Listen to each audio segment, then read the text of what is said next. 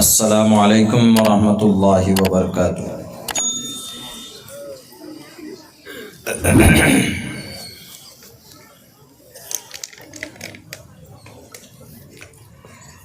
ان الحمد للہ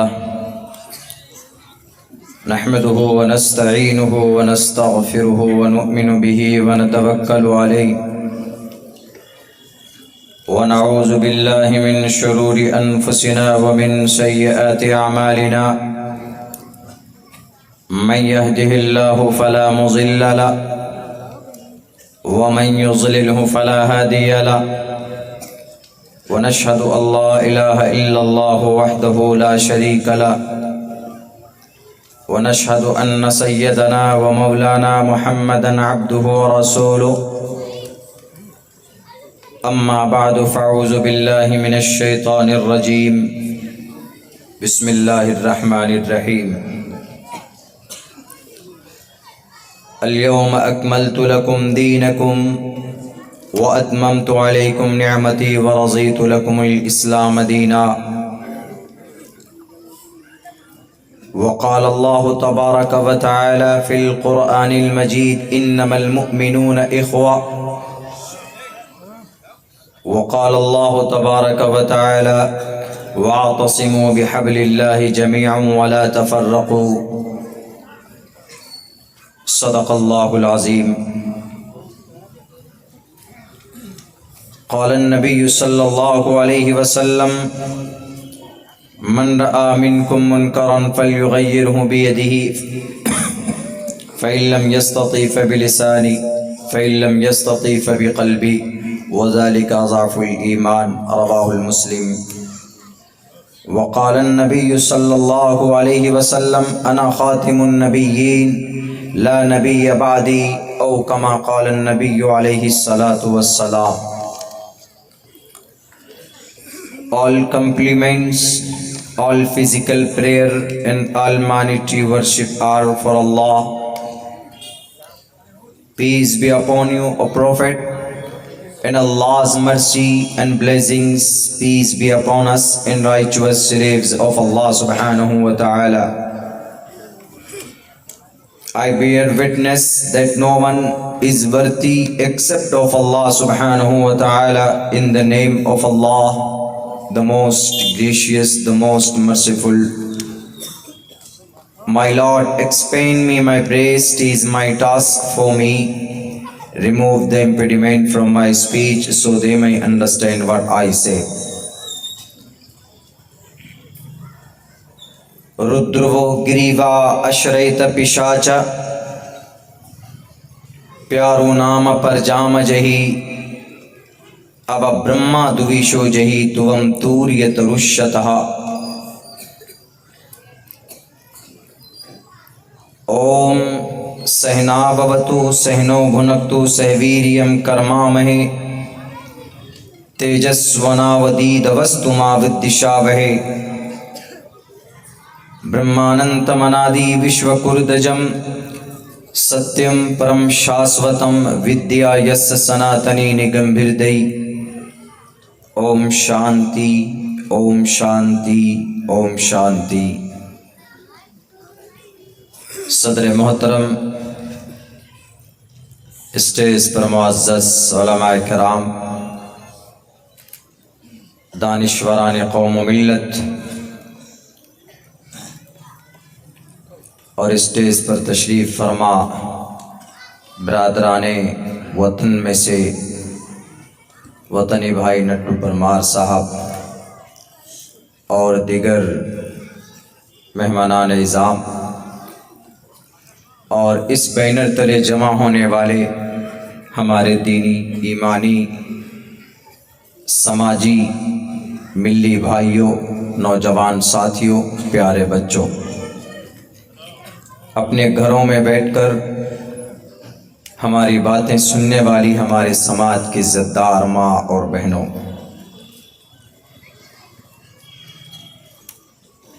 اس شہر میں کئی بار حاضری کا موقع ملا۔ We thank from the bottom of our heart, دل کی گہرائی سے شکریہ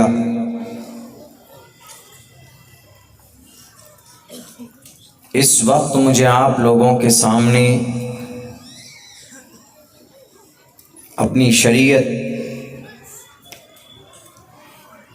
اور اپنے مذہب کے تعلق سے بات کرنی ہے۔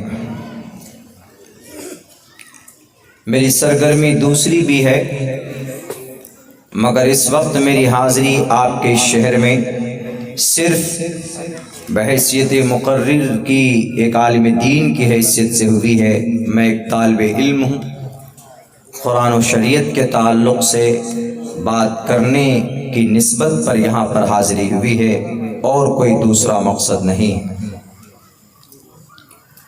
پوری کوشش کروں گا اپنی شریعت کے تعلق سے وہ باتیں آپ لوگوں کے سامنے آئیں، پیش کی جائیں، جن کا تعلق ہم تمام مسلمانوں سے ہے، جن کا تعلق کلمہ پڑھنے والے مومن بھائیوں سے ہے۔ میرے بھائیوں، ہم سب جانتے ہیں، ہمارا وشواس اور اعتقاد اس بات پر ہے کہ ہمارے پاس جو شریعت ہے، اللہ کا جو قانون ہے، اس سے بہتر کوئی سسٹم، کوئی دوسرا کوئی نظام، دوسرا کوئی قانون مذہبی اعتبار سے دنیا کے اندر نہیں ہے۔ اور ہمیں اس بات پر گرو بھی ہے، ہم فخر بھی کرتے ہیں اس بات پر کہ اللہ تبارک و تعالیٰ نے ہمیں مومن بنایا، مذہب اسلام میں پیدا کیا، اور آخری نبی صلی اللہ علیہ وسلم کے امتی ہونے کا شرف بخشا، اور دنیا کا سب سے بہترین سروشریشٹھ مذہب اور دنیا کا سب سے مہان انسان، سید الانبیاء، اشرف المخلوقات میں سب سے اعلیٰ برتر، تمام نبیوں کے سردار جناب محمد الرسول اللہ صلی اللہ علیہ وسلم کا پیروکار بنایا۔ اس بات پر ہمیں گرو ہے۔ دنیا کو اعتراض ہے ہماری شریعت کو لے کر، ہمارے مذہب کو لے کر، تو ان کی جہالت کی وجہ سے ہے، ان کے ناخواندگی کی وجہ سے ہے۔ ہم دنیا کی بات پر یقین نہیں کر سکتے، اس لیے کہ دنیا جھوٹ بولتی ہے، دنیا دھوکہ دیتی ہے، دنیا ظالم ہے۔ لیکن ہمیں اس ذات کی بات پر یقین اور وشواس ہے جس نے اس پوری دنیا کو، پورے برہمانڈ کو بنایا، وہ اللہ ہے۔ اور اللہ کہتا ہے الیوم اکملت لکم دینکم واتممت علیکم نعمتی ورضیت لکم الاسلام دینا۔ الیوم اکملت لکم، تمہارے لیے یہ دین میں نے مکمل کر دیا ہے، رب کہتا ہے تمہارے لیے۔ واتممت علیکم نعمتی، اور اس دین کی جو شریعت، جو قانون ہیں، جو آرٹیکلز ہیں اس قانون کی، شریعت کے، اس کو میں نے مکمل کر دیا، اپنی نعمت کو مکمل کر دیا۔ واتممت علیکم نعمتی ورضیت لکم الاسلام دینا، دینی اعتبار سے، مذہبی اعتبار سے، دین کے اعتبار سے میں دین اسلام سے راضی ہو چکا ہوں۔ یہ کون کہتا ہے؟ یہ اللہ کہتا ہے، اور اللہ کبھی جھوٹ بولتا ہے؟ کبھی نہیں جھوٹ بولتا۔ اللہ تبارک و تعالیٰ کبھی دھوکہ نہیں دیتا کسی کو، اللہ تبارک و تعالیٰ کسی کے ساتھ فراڈ نہیں کرتا ہے، اللہ تبارک و تعالیٰ کسی کے ساتھ چھل کپٹ سے کام نہیں لیتا ہے، بلکہ وہ سچا ہے، زندہ ہے، شکتیمان ہے، طاقتور ہے۔ وہ اللہ کہہ رہا ہے یہ دین، یہ شریعت مکمل کر دیا، اور اس دین سے، اس شریعت سے بیٹر کوئی دین اور شریعت نہیں، تو ہمیں اس کی بات پر یقین اور وشواس ہے۔ دنیا کی باتوں پر برساتی مینڈک کی طرح ڈگڈگی بجانے والے، پیسوں کی گڈیوں پر اپنے ایمان کا سودا کرنے والے لوگوں کی باتوں پر ہمیں وشواس نہیں ہے۔ کیوں؟ ان کے اعتراض عقلی اعتبار سے اتنی چھوٹی سوچ اور عقل، وہ ہماری شریعت کو، ہمارے قرآن کو، ہماری نماز کو، اللہ کے نبی کی جیونی کو وہ جانتے نہیں ہیں، اس لیے وہ کہتے ہیں کہ یہ ٹھیک نہیں ہے۔ وہ اپنے اعتبار سے اس دین میں کچھ ڈھونڈنا چاہتے، ان کو نہیں ملتا ہے تو وہ کہتے ہیں کہ دیکھیے یہ دین مکمل نہیں ہے، اس دین میں کامیابی نہیں ہے، اس شریعت پر کامیابی نہیں ہے، جبکہ اللہ کہتا ہے من اطاع اللہ ورسولہ فقد فاز فوزا عظیما۔ اگر کوئی من اطاع اللہ، جو اللہ کی اطاعت کرتا ہے، ورسول، اور اس کے رسول کی اطاعت کرتا ہے، اتباع کرتا ہے، شریعت کو مانتا ہے، قرآن کو مانتا ہے، تو اللہ دیکھیے ایک گرامر کے اعتبار سے دو لفظ ملائے، فقد فاز، فاز دس از پاسٹ سینٹینس، یہ جملہ جو ہے ماضی کے لیے، فاز یفوز فوزن، کامیاب ہونا، لیکن جب اس میں یقین کا معنی پیدا کرنا ہو تو عربی میں قاعدہ ہے، اس کے ساتھ میں قد لفظ بڑھا دیتے ہیں، قد فاز، یقیناً وہ کامیاب ہو گیا جو قرآن، جو اللہ اور اس کے رسول کی جس نے اتباع کی، اور چھوٹی موٹی کامیابی نہیں، فوزن عظیما، بڑی کامیابی ہو گئی اس کی، وہ بڑا کامیاب ہو گئے۔ آج دنیا میں آدمی تجارت کے اعتبار سے کامیاب ہو جائے، آج دنیا میں آدمی اپنی فیلڈ میں کامیاب ہو جائے تو سمجھتا ہے اپنی ان کے منشا کے مطابق، ان کے مقصد کے مطابق، ان کے اغراض و مقاصد بار آور ہو جائے تو خوشی مناتا ہے، سوچتا ہے کہ بھئی میں کامیاب ہو گیا۔ تو اللہ کہتا ہے جو اللہ اور اس کے رسول کی اتباع کرتا ہے وہ ایسا ہے، یقیناً وہ کامیاب ہو گیا، اس میں کوئی شک نہیں ہے، کامیاب ہو گیا۔ اللہ کہتا ہے کہ شریعت کو مانو گے، اللہ کو مانو گے تو کامیاب ہو جاؤ گے، اور کچھ جاہل ان پڑھ گوار لوگ جو نہیں جانتے شریعت کو، قرآن کو، وہ کہتے ہیں کہ یہ مکمل ہی نہیں ہے۔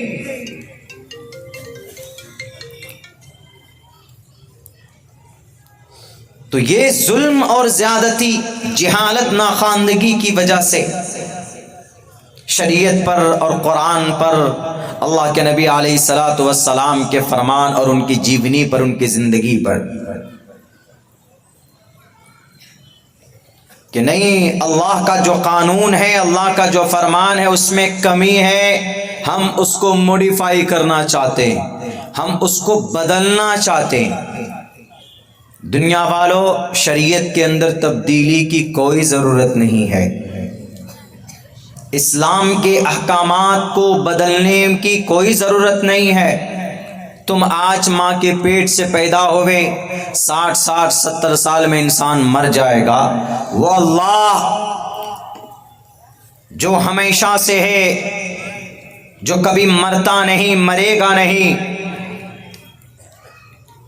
هو الاول والآخر والظاہر والباطن، وہی ہے سب کچھ، جس نے اس زمین کو پیدا کیا، سمندر کو پیدا کیا، آسمان کو پیدا کیا، ہوا کو پیدا کیا، سورج میں روشنی بخشی، چاند، سورج، ستارے، سب کو پیدا کیا۔ اس کی شریعت ہے یہ. وقتی طور پر اپنا الو سیدھا کرنے کے لیے کچھ نہیں ملتا. شریعت میں یہ گڑبڑی کر دو. مسلمانوں کی جو پرسنل قانون ہے، پرسنل لا ہے، اس کے اندر یہ کمی ہے. اور اس میں مرچ مسالہ لگاتے ہیں کون؟ نیوز والے. سب پتہ ہی نہیں ہے ان کو کہ شریعت کیا ہے. لفظ شریعت کے پوچھ لیجئے کہ شریعت what is the definition of explanation of شریعہ، شریعت ہے کیا؟ تو وہ یہ کہیں گے شریعت ہے یہ شریعہ قانون ہے.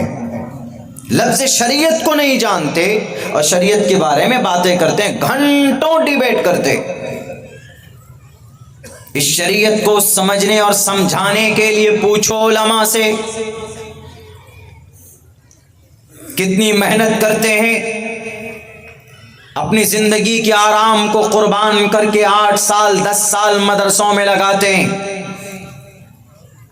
سکون و اطمینان ان کی زندگی میں نہیں ہوتی. آرام اور عشائش کی زندگی چھوڑ کر عیش کی زندگی کو لات مار کر 9 سال 8 سال بیٹھتے ہیں.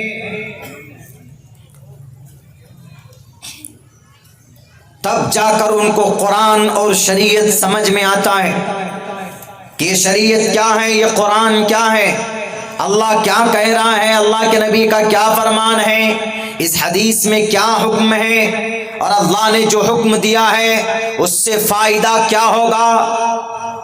سائنس کے پجاری یہ کہتے ہیں کہ آپ کے قرآن میں سائنس نہیں، آپ کے شریعت کے اندر میں ماڈرن نہیں. جدید ٹیکنالوجی کے غلام یہ کہتے ہیں کہ آپ کی شریعت اور آپ کے نبی کی زندگی میں ماڈرنائز نہیں ہے، آپ کے نبی کی زندگی کے اندر میں بہت زیادہ پرانی باتیں بھری ہوئی ہیں. آج کے اس ماڈرن زمانے میں اگر ہم کامیاب ہونا چاہیں، اگر ہم کوئی دور جدید میں کوئی نیا ایسا آوشکار ہو جائے جس کو لانچ کرنا چاہیں، تو آپ کے شریعت میں کیا مقام ہے، آپ کے شریعت میں اس کی کیا گارنٹی ہے. آپ کو اگر یقیناً یہ باتیں اگر سمجھنی ہے تو آپ کو شریعت کے میدان میں آنا ہوگا، پڑھنا ہوگا، آپ کو علماء کے سامنے بیٹھنا ہوگا. تب آپ کو پتہ چلے گا کہ شریعت جو ہے یہ اصل میں ہے کیا. اس کے اندر تمام دنیا کے تمام مسائل کا حل. سائنس کے پجاری تمہیں بھی تمہارا سائنس ہمارے قرآن میں مل جائے گا. جدید ٹیکنالوجی کے غلامی کرنے والوں، جدید ٹیکنالوجی کے ایک ایک نکات کو قرآن کریم کے اندر بیان کیا گیا. ویسا دماغ لاؤ. تمہارا فور فادر، تمہارا ابا، تمہارا دادا آدم، اور آدم کو اللہ نے پیدا کرنے کے بعد قیامت تک آنے والی تمام چیزوں کا علم دیا تھا کہ نہیں دیا تھا؟ اللہ نے کہا وَعَلَّمَ آدَمَ الْأَسْمَاءَ كُلَّهَا ثُمَّ عَرَضَهُمْ عَلَى الْمَلَائِكَةِ. اے فرشتوں، تم میرے سامنے 24 گھنٹے عبادت کرتے ہو، جو حکم دیتا ہوں تم مکمل کرتے ہو، تم ایک سیکنڈ کے لیے ہماری نافرمانی نہیں کرتے، لیکن تمہارا مقام و مرتبہ میرے سامنے آدم سے بڑھ کر نہیں ہے، انسان سے بڑھ کر نہیں ہے. کیوں؟ اس لیے کہ ہم ان کو قیامت تک کی تمام چیزوں کا علم ان کو عطا کیا ہے. وَعَلَّمَ آدَمَ الْأَسْمَاءَ كُلَّهَا ثُمَّ عَرَضَهُمْ عَلَى الْمَلَائِكَةِ.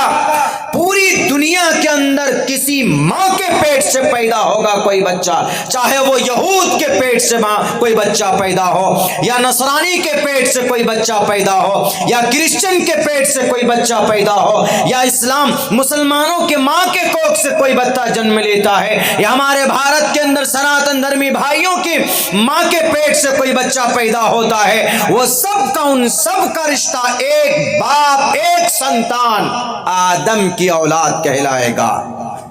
اور ان تمام کو ان کے دل و دماغ کے اندر وہ ساری باتیں منتقل ہوتی ہیں جو اللہ تبارک و تعالیٰ نے آدم علیہ السلام کو سکھایا تھا. وراثت میں ملتی.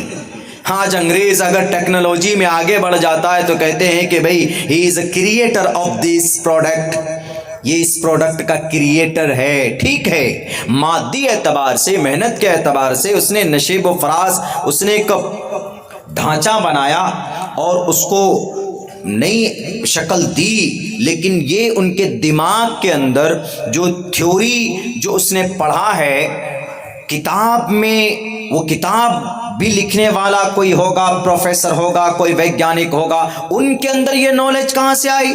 اس سائنٹسٹ کے اندر یہ باتیں کہاں سے آئی؟ یہ باتیں نسلاً بعد نسل، نسبتاً بعد نسبت حضرت آدم علیہ الصلوۃ والسلام کی وراثت میں ان کے دماغ میں آتی.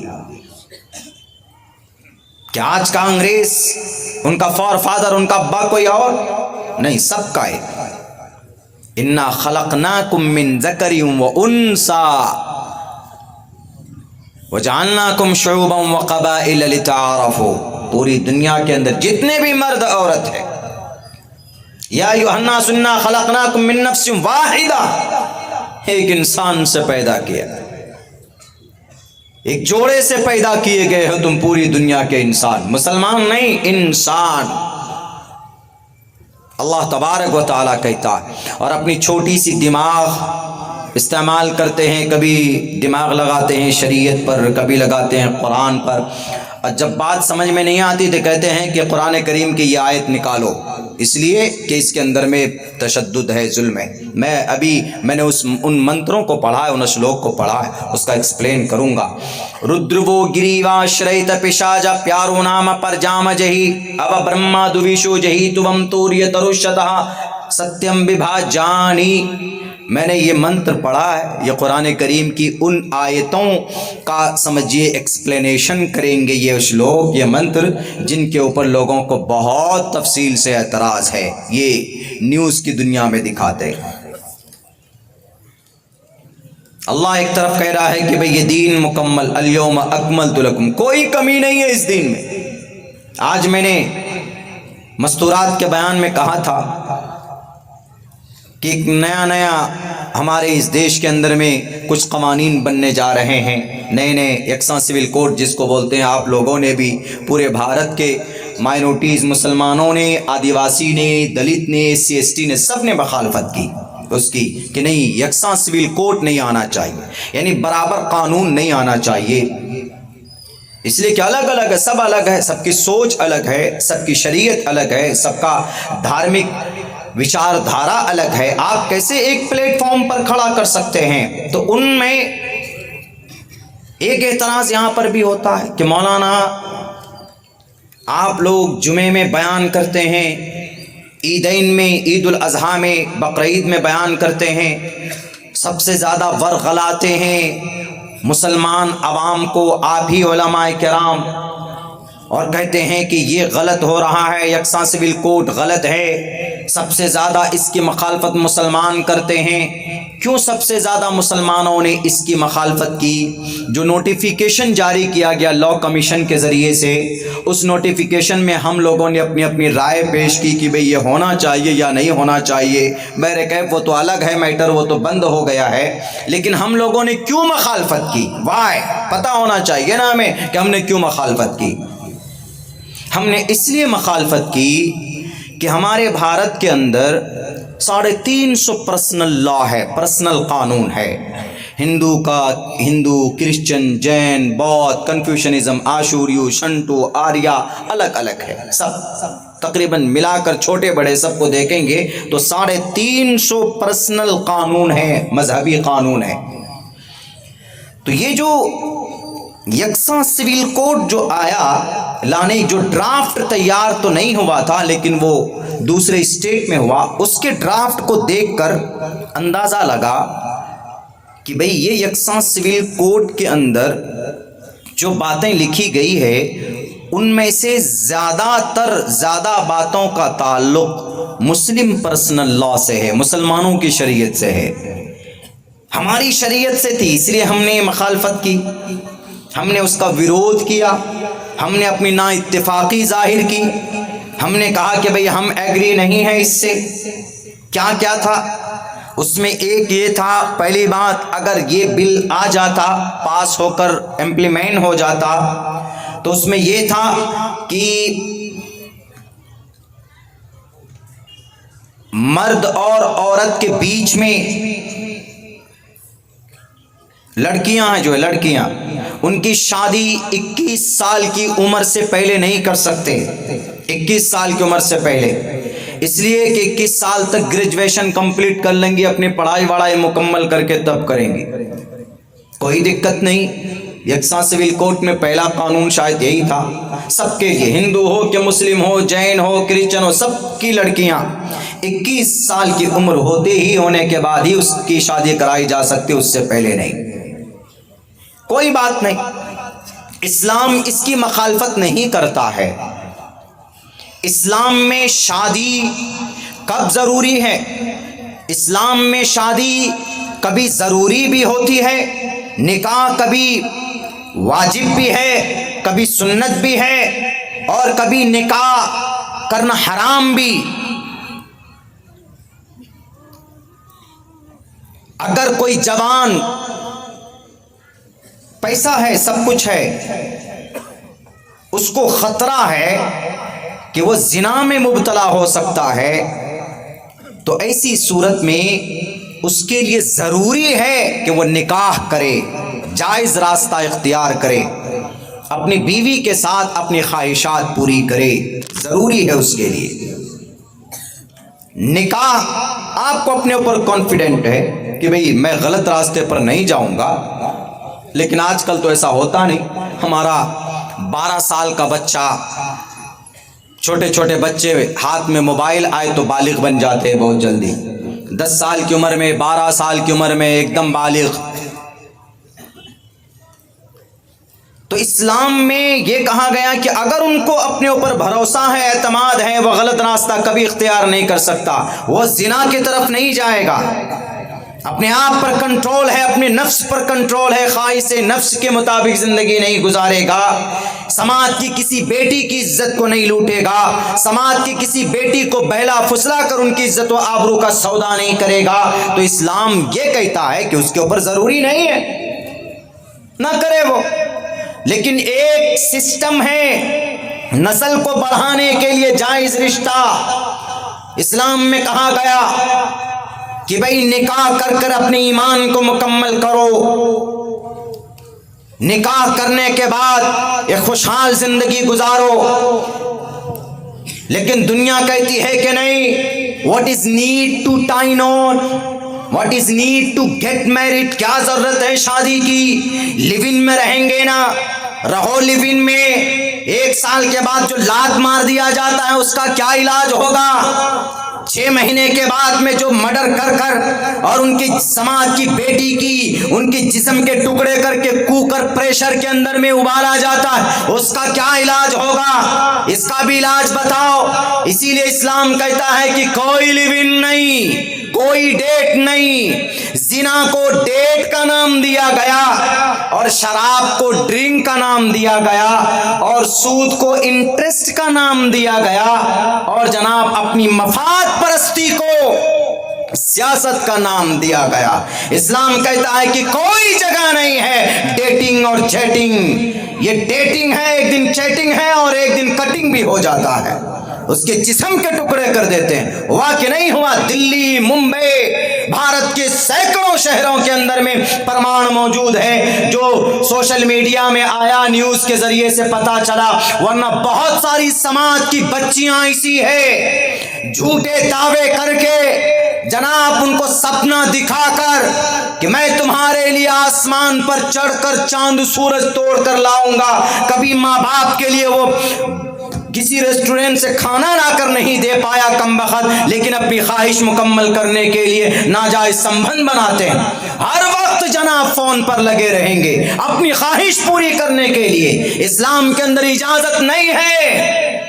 اسی لیے جو لوگ کہتے ہیں کہ نکاح نہیں، لیو ان میں رہو، ہماری بیٹی لیو ان میں رہتی ہے، اور بچیاں آج کل بڑے فخر سے ہمارا فلاں کے ساتھ لیو ان چل رہا ہے، ہم ڈیٹ کر رہے ہیں۔ ڈیٹ کر رہے ہیں کا مطلب ہم زنا کر رہے ہیں۔ عزت دار لفظ لایا گیا، عزت دار لفظ ایک بڑے گناہ کو چھپانے کے لیے. کوئی بھی ہو اجازت نہیں ہے. اسلام کہتا ہے کہ اگر تم کو برائی روکنی ہے، اگر تم کو برائی کے دروازے کو بند کرنا ہے تو وہ طریقہ اختیار کرو جو محمد رسول اللہ صلی اللہ علیہ وسلم نے بتایا. اگر تم کو یقیناً اپنی خواہش پر کنٹرول نہیں ہے تو کہ تمہیں کسی سماج کی بہو بیٹی کی عزت و آبرو کے اوپر ہاتھ ڈالنے کی ضرورت نہیں ہے، اس کی اجازت نہیں. اگر تم کو سماج میں کوئی سماج کے اندر رشتہ کرنا ہے، نکاح کرو. نکاح کرنے کے بعد اس کے بعد میں تم اپنی ازدواجی زندگی شروع کرو. بنا نکاح کے نہیں، نہ دیکھ سکتے نہ بات کر سکتے. نکاح کرو. کچھ شہروں کے اندر میں جناب رشتہ فکس کر لیتے ہیں، سال 2 سال کے بعد میں توڑ دیتے ہیں. یہ بھی نہیں ہونا چاہیے. اگر ہے من میں تو وعدہ کر مکمل کیجئے اس کو. فراڈ نہیں، دھوکہ نہیں. رشتہ آپ کو پسند ہے، میں تو یہ کہتا ہوں کہ آپ پہلے دیکھ لیجئے دونوں طرف ہے، اگر تو رشتہ کرا دیجئے، نہیں ہے تو اسی وقت میں منع کر دیجئے کہ ہم کو یہ رشتہ منظور نہیں ہے. تو یہ نکاح ایک خوبصورت، ایک پاک زندگی، ایک پاک نسل کو آباد کرنے کا، نسل کو آگے بڑھانے کا خوبصورت طریقہ ہے جو اللہ کے نبی علیہ الصلوۃ والسلام نے کر عملی اعتبار پر پوری دنیا کو بتایا. اور اللہ کے نبی علیہ السلام نے یہ کہا کہ نکاح کرو، اس لیے کہ نکاح نصف ایمان ہے. النکاح نصف الایمان. اور اس نکاح کے لیے اسلام میں کب ضروری ہے، کب واجب ہے، کب مستحب ہے، کب سنت ہے، علماء کرام تفصیل سے بتاتے رہتے ہیں. لیکن یہ نہیں اب ایک قانون لے کر آئے کہ 21 سال سے پہلے ابھی آسام کے اندر میں وہاں آسام کے اندر میں ایسا ہے کہ وہاں بچیاں تھوڑی بڑی ہوئی، 12 سال کی عمر کی ہوئی، 10 سال کی عمر کی ہوئی، اس کا رشتہ کرا دیتے ہیں، شادی کرا دیتے ہیں. تو وہاں کی گورنمنٹ نے ان کو چائلڈ میرج ایکٹ کے تحت ان لوگوں کو اندر کرایا اور یوں کہا کہ بھائی ان لوگوں نے بڑا پاپ کیا، بڑا جرم کیا ہے. چلو بھائی ٹھیک ہے، قانون ہے، غیر قانونی کام کرنے کی اجازت کسی کو نہیں ہے. لیکن ایک بات میں کہنا چاہتا ہوں، 21 سال کی عمر تک آج کے زمانے میں، آج کے دور میں کیا سماج کی جوان بیٹی، سماج کا جوان بیٹا بنا زنا کے سنبندھ میں رہے، زنا کے بغیر رہ سکتے ہیں، پاکیزہ زندگی گزار سکتے ہیں؟ بالکل نہیں گزار سکتے. پتھر پر لکھ کر دینے کے لیے میں تیار ہوں. قیامت آ سکتی ہے، آنا ممکن ہے، وہ آ جائے، لیکن یہ ہونا ناممکن ہے کہ بھئی ایک اسکول میں پڑھے، کالج میں پڑھے، لڑکی 15 سال 14 سال کی عمر میں ہو جائے، ایک ساتھ پڑھے، رشتہ بنائے، فون پہ بات کرے اور جناب شاپنگ کرے، گھومنے جائے اور نہ جائے، سنبندھ نہ ہو، جسم کی بھوک نہ مٹائے. امپاسبل ہے، ایسا ہو ہی نہیں سکتا. اسی لیے اللہ کے نبی فرماتے نکاح کرو. نکاح ایک دوسرے کی ضرورت پوری ہوگی، ایک دوسرے کا ساتھی بنو. اسلام کی چلو یہ تو اسلام کا جو جوان کے تعلق سے، جوانی کے تعلق سے ہے کہ اسلام کے اندر میں جو بچیاں ہیں، عورت ہے، لڑکی ہے، وہ 12 سال کی عمر میں بالغہ ہو جاتی، اور جو لڑکا ہے وہ 14 سال کی عمر میں بالغ ہو جاتا. اس قانون سے ٹچ کرتا ہے 21 سال کی عمر میں کنڈیشن لگانا. اسی لیے ہم نے مخالفت کی کہ جناب ہمارے اسلام کے اندر میں لڑکی لڑکا کے بالغ ہونے کی الگ عمر ہے، لیکن آپ جو قانون لائے ہیں اس کے اندر 21 سال ہے، جو ہمارے اسلامک شریعت سے، ہمارے قانون شریعت سے ٹچ کرتا، اسی لیے ہم اس کی مخالفت کرتے ہیں. دوسرا کیا قانون ٹچ کیا اسلام سے؟ یہ کہا کہ اگر کوئی شادی ہو، لڑکا لڑکی گاؤں سماج کے لوگ مل کر شادی کراتے ہیں اپنی بیٹی اور بیٹے کی، قاضی صاحب کو لاتے ہیں، وہ نکاح پڑھاتے ہیں، باضابطہ قاضی نامہ بنتا ہے، اور اس کے بعد میں پھر ولیمہ دعوت، اس طرح سے جو پروسیس ہے ہوتا ہے. لیکن یہ کہا گیا کہ اگر کوئی شادی کرے اس کے لیے ضروری ہے کہ وہ سرکاری دفتر میں رجسٹریشن کرائے. اگر نہیں کرایا آپ نے تو وہ شادی آپ کی قابل قبول نہیں. اسلام میں کیا ہے؟ گواہ موجود ہو، لڑکا لڑکی ایک دوسرے کو قبل تو کہہ لیں تو رشتہ ہو جاتا ہے، نکاح ہو گیا. ہم نے ایک زمانے کی بات کہی تھی کہ جب میاں بی بی راضی تو کیا کرے قاضی.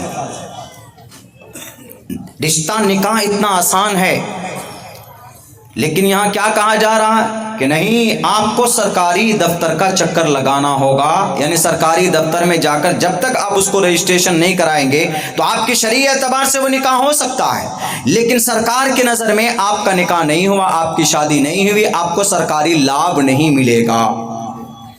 اسلام کے اس حکم سے ٹچ کرنے کی وجہ سے ہم نے مخالفت کی. تیسرا کیا آرڈر ہے کہ اس دیش کے اندر ایک مرد بھارت کے اندر ایک ہی شادی کر سکتا ہے، دوسری نہیں کر سکتا. اور اسلام میں کیا ہے؟ ایک مرد 4 کر سکتا ہے اور کرنا ہے. زمین و آسمان کا فرق ہے. پوچھئے، ایک طرف سے سروے کرائیے گودرا کے گھر گھر میں کتنے ایسے ہیں جو آپ دکھا سکتے ہیں بھئی جو 3 شادی کی ہوئی، جن کی 3 بیویاں ہوں. ایک تو نہیں سنبھلتی ہے، بہت مشکل ہو جاتی ہے ایک کو برداشت کرنا، تو 2 اور 3 کہاں سے سوچے گا؟ الاؤ ہے، اجازت ہے، پرمیشن ہے. ضروری نہیں ہے کہ تم نے ایک نکاح ایک شادی کر لی اس سال تو اگلے سال دوسری کرو، پکڑ کر لاؤ، نہیں تو سولی پر لٹکا دیے جاؤ. ایسا نہیں ہے. ایک مرد ایک ہی نکاح ایک ہی شادی کرے گا، ٹھیک ہے، لیکن اسلام میں 4 شادی جو ہے اس کو ختم کرنے کے لیے یہ لے کر آئے. نہیں جناب، اسلام میں 4 شادی فرض نہیں ہے. فَانْكِحُوا مَا طَابَ لَكُم مِّنَ النِّسَاءِ مَثْنَىٰ وَثُلَاثَ وَرُبَاعَ. اگر ضروری ہوتا تو بھارت کے اندر میں 32 یا 33 یا 35 کروڑ مسلمان، ان میں سے مان لیجئے 15 کروڑ مرد ہے، تو 15 کروڑ مرد ہر کسی کو یہ 4 بیوی چاہیے تو اتنی عورت کہاں سے سپلائی کریں گے؟ کہاں سے لے کر آئے؟ ضروری نہیں ہے. وہ تو ایک آپشنلی چیز ہے کہ اگر آپ کی ایک بیوی ہے، خدا نہ خواستہ اس کو کوئی بیماری ہے، بانجھ ہو جائے، وہ بانجھ ہے، اولاد نہیں ہوئی، اس کو اولاد کی سخت ضرورت ہوتی ہے ماں باپ کو، تو وہ اپنے ہسبینڈ وائف آپس میں مشورہ کرتے ہیں کہ چلو بھائی تمہارے اندر یہ کمی ہے، علاج کرا لیا، نہیں ہے مقدر میں، چلو دوسری شادی کر لو. تو دوسری کی پرمیشن ہوگی تب نہ دوسری شادی کریں گے اور اس سے بچہ لیں گے. آپ کہیں گے کہ Maulana what is need to get married and second get married, کیا ضرورت ہے دوسری شادی کرنے کی؟ اڈاپٹ کر لیں گے بچہ. اڈاپٹ کرنے والا بچہ ہے نا، جب بوڑھا ماں باپ ہوتا ہے تو چائلڈ ہوم میں ٹرانسفر کر دیتا، جاؤ وہیں مرو. اس کے اندر پیوریفیکیشن نہیں آتی. اب بڑا مسئلہ رہتا ہے اڈاپٹ کا. تو اسلام کے اندر اگر بیوی بیمار ہو جائے، پہلی بیوی، اس کو بڑا کوئی مہلک مرض ہو جائے یا بانجھ ہو جائے یا پہلی بیوی کا انتقال ہو جائے، تو اسلام نے دوسرا راستہ اپنایا ہوا ہے. کہتا ہے کہ تم گھبراؤ مت، تم دوسرا نکاح بھی کر سکتے ہو، تم دوسری شادی بھی کر سکتے ہو. لیکن اگر کسی کی بیوی کمزور ہو جائے، کسی کی بیوی بیمار ہو جائے، وہ اس حالت میں ہے ہی نہیں کہ وہ نکاح وہ اپنے شوہر کی خدمت کر سکے، ان کی ضرورتیں پوری کر سکے، بیچارہ مرد ہٹا گٹا جوان ہے، کہاں جائے گا منہ مارنے کے لیے؟ آپ کی طرح نہیں کہ آپ گدی میں بیٹھے ہیں 42 سال سے چھوڑ کر کے تو جناب اور یہ لوگ بھی ایسے ہی کر لیں گے. ہمارے اسلام میں جائز نہیں ہے منہ مارنا کسی اور عورت کے ساتھ میں بنا نکاح کے سمبند بنانا. اس لیے اللہ کے نبی علیہ السلام نے، بلکہ اللہ نے کہا فَانْكِحُوا مَا طَابَ لَكُم مِّنَ النِّسَاءِ مَثْنَىٰ، 2 بھی کر سکتے ہو. اگر تمہاری پہلی بیوی بیمار ہے، وہ تمہاری ضرورت پوری نہیں کر سکتی ہے، تمہاری خدمت نہیں کر سکتی ہے، تمہارے گھر کو نہیں سنبھال سکتی ہے، تو یہ صرف اسلام کے اندر یہ اچھائی ہے. اسلام کہتا ہے کہ تم دوسرا نکاح کر سکتے ہو. ایسا نہیں کہ تم دوسرا نکاح کرو، تیسرا بھی کرو، چوتھا بھی کرو تبھی تمہارا ایمان مکمل ہوگا. ایسا نہیں ہے. میرے خیال سے انگلی میں اگر گن کر کے دیکھیں گے تو پورے بھارت کے اندر شاید 5% آدمی ہی، آپ کو 5% بھی ملنا مشکل ہے جس کی 4 شادی بھی ہو ہی نہیں سکتی. 3 تک تو ہوتی ہے، 3 تک بھائی، پہلی کا انتقال ہو گیا، دوسری کا انتقال ہو گیا، تیسری کر لی، یا پہلی بھی ہے دوسری بھی ہے، 3 بمشکل ملتی ہے. آپ کو 10% آدمی ایسے مل سکتے ہیں، 10 یا 15 20% تک کہ بھی جس کا 2 نکاح، جس کی 2 شادی ہوئی. لیکن اب یہ قانون لا رہے ہیں اس کا، تو یہ سن لیجئے کہ اسلام میں 4 شادی ضروری نہیں ہے. اسلام میں 4 شادی کی پرمیشن ضرور ہے، لیکن 4 شادی کرنا فرض نہیں ہے. اگر ایک بیوی کی ضرورت ہی آپ نے پوری نہیں کی اور آپ نے دوسرا نکاح کر لیا تو آپ گناہ کرنے جا رہے ہیں. اللہ کے نبی علیہ السلام نے کہا کہ پہلے اپنی پہلی بیوی کا حقوق ادا کرو، کوئی کمی نہ کرو، ان کی ضروریات پوری کرو، ان کے اخراجات کو برداشت کرو، ان کا نان نفقہ پیش کرو. لیکن نہیں، یہ کہتے ہیں کہ بس ایک مرد ایک ہی نکاح کرے گا، کوئی بات نہیں کرائیے. بہت سارے نیتا جی ایسے ہیں ہمارے بھارت کے اندر ابھی جیوت ہیں جن کی 2 بیویاں، پہلے ان کا طلاق کرائیے، اور جن کا نہیں ہوا ہے ان کا نکاح کرائیے پہلے نمبر پر، چاہے وہ کوئی بھی ہوں، چاہے وہ کسی بھی لال بجکر ہوں کہ ہرے بجکر ہوں، کوئی بھی، سب کا کرائیے کہ ایک نکاح، ایک شادی کمپلسری ہے. تو جنہوں نے نہیں کیا ان کا کرائیے. اور بہت سارے ایسے نیتا ہیں جو چلے گئے جن کا ایک بھی نہیں ہوا ہے، اور جن کا ہوا ہے تو ان کو کہیے کہ وہ بھی اپنے بیوی کے ساتھ رہیں. اپنے گھر کے اندر میں ایک ہی کرنا ہے، ایک ہی نکاح اگر کرنا ہے، ایک ہی بیوی رکھنی. تو اسلام کے بہت سارے قوانین سے پرسنل لا ٹچ کرتا ہے، اس وجہ سے کہا گیا کہ بھئی یہ ہم ان کی مخالفت کرتے ہیں، ہم ان کی حمایت میں نہیں ہیں، چونکہ یہ پرسنل لا کے خلاف ہے، اسی لیے ہم نے ان کی مخالفت کی کہ ہم نہیں اس کی حمایت کرتے، یہ نہ لایا جائے. اس لیے کہ ہمارے اسلام کے اندر ایک اور چیز کہ بھئی یہ قانون آ جانے کے بعد میں مرد کا بھی حصہ برابر، عورت کا بھی حصہ برابر. اللہ کا ڈائریکٹ فرمان ہے قرآن کریم کے اندر. اللہ کہتا ہے کہ اگر تمہارے گھر میں بیٹی ہے اس کا آدھا حصہ ہوگا، بیٹا ہے تو 1 حصہ ہوگا. اعتراض کرنے والے اعتراض کرتے اور وہ کہتے ہیں کہ مولانا دیکھیے آپ کے قرآن کے اندر نقص ہے کہ نہیں ہے، دیکھیے مولانا آپ کی شریعت کے اندر کمی ہے کہ نہیں ہے. کون سے اللہ کی بات کرتے ہو؟ وہ اللہ جو عورت کو عورت سمجھ کر آدھا دیتا ہے اور مرد کو مرد سمجھ کر پورا حصہ دیتا. اسی لیے ہم کہتے ہیں کہ آپ کا قرآن الیاذ باللہ ناقص ہے، آپ کی شریعت کے اندر کمی ہے. اگر آپ کے اللہ نے کہا اليوم اکملت لکم دینکم واتممت علیکم نعمتی ورضیت لکم الاسلام دینا، تو آپ کا قرآن کے اندر آپ کا اللہ کا یہ فریضہ غلط ہے، کیونکہ اللہ تبارک و تعالیٰ نے انصاف نہیں کیا بیٹیوں کے ساتھ. جاہلن پر انسانوں، اعتراض کرنے سے پہلے اس حکم کی باریکی کو سمجھنے کی کوشش کرو. اللہ نے عورت کو آدھا حصہ دیا اور مرد کو پورا حصہ دیا، اس کے اندر ایک حکمت ہے. حکمت یہ ہے، اللہ کہتا ہے کہ مرد کو 1 حصہ، کیونکہ مرد تمام ضروریات کو مکمل کرتا ہے. باپ کی دیکھ بھال مرد کرتا ہے، اور جناب ہاسپٹل جانے کی نوبت آ جائے تو مرد جاتا ہے، اگر جیل جانے کی نوبت آ جائے تو مرد جاتا ہے. بیوی بچے کی نان نفقہ اور ان کی پرورش، ان کا ٹوٹل خرچ کون ادا کرتا ہے؟ مرد کرتا ہے. اسی لیے اللہ تبارک و تعالیٰ نے کہا کہ مرد کے لیے 1 حصہ، اور جو عورت ہے، جو لڑکی ہے، وہ بھی اپنے گھر میں ہے شادی سے پہلے تو اس کا خرچ باپ کے ذمے، نکاح ہو جانے کے بعد اس کا خرچ شوہر کے ذمے، اس کے شوہر کے انتقال کے بعد اس کا خرچ اس کے بیٹے کے ذمے ہوتا ہے. اس عورت کو کہیں پر بھی خرچ برداشت کرنے کی ضرورت نہیں پیش آتی. تو اسی لیے اس کو جب ضرورت ہی نہیں ہے خرچ کی، تو اسی لیے اللہ نے کہا کہ بھئی ان کو گفٹ کے طور پر آدھا حصہ دے دو. یہ حکمت ہے. تو اس طرح کی باتیں یا تو جہالت کی وجہ سے کر لیتے ہیں لوگ، یا تو مکمل طور پر سمجھ نہیں پاتے.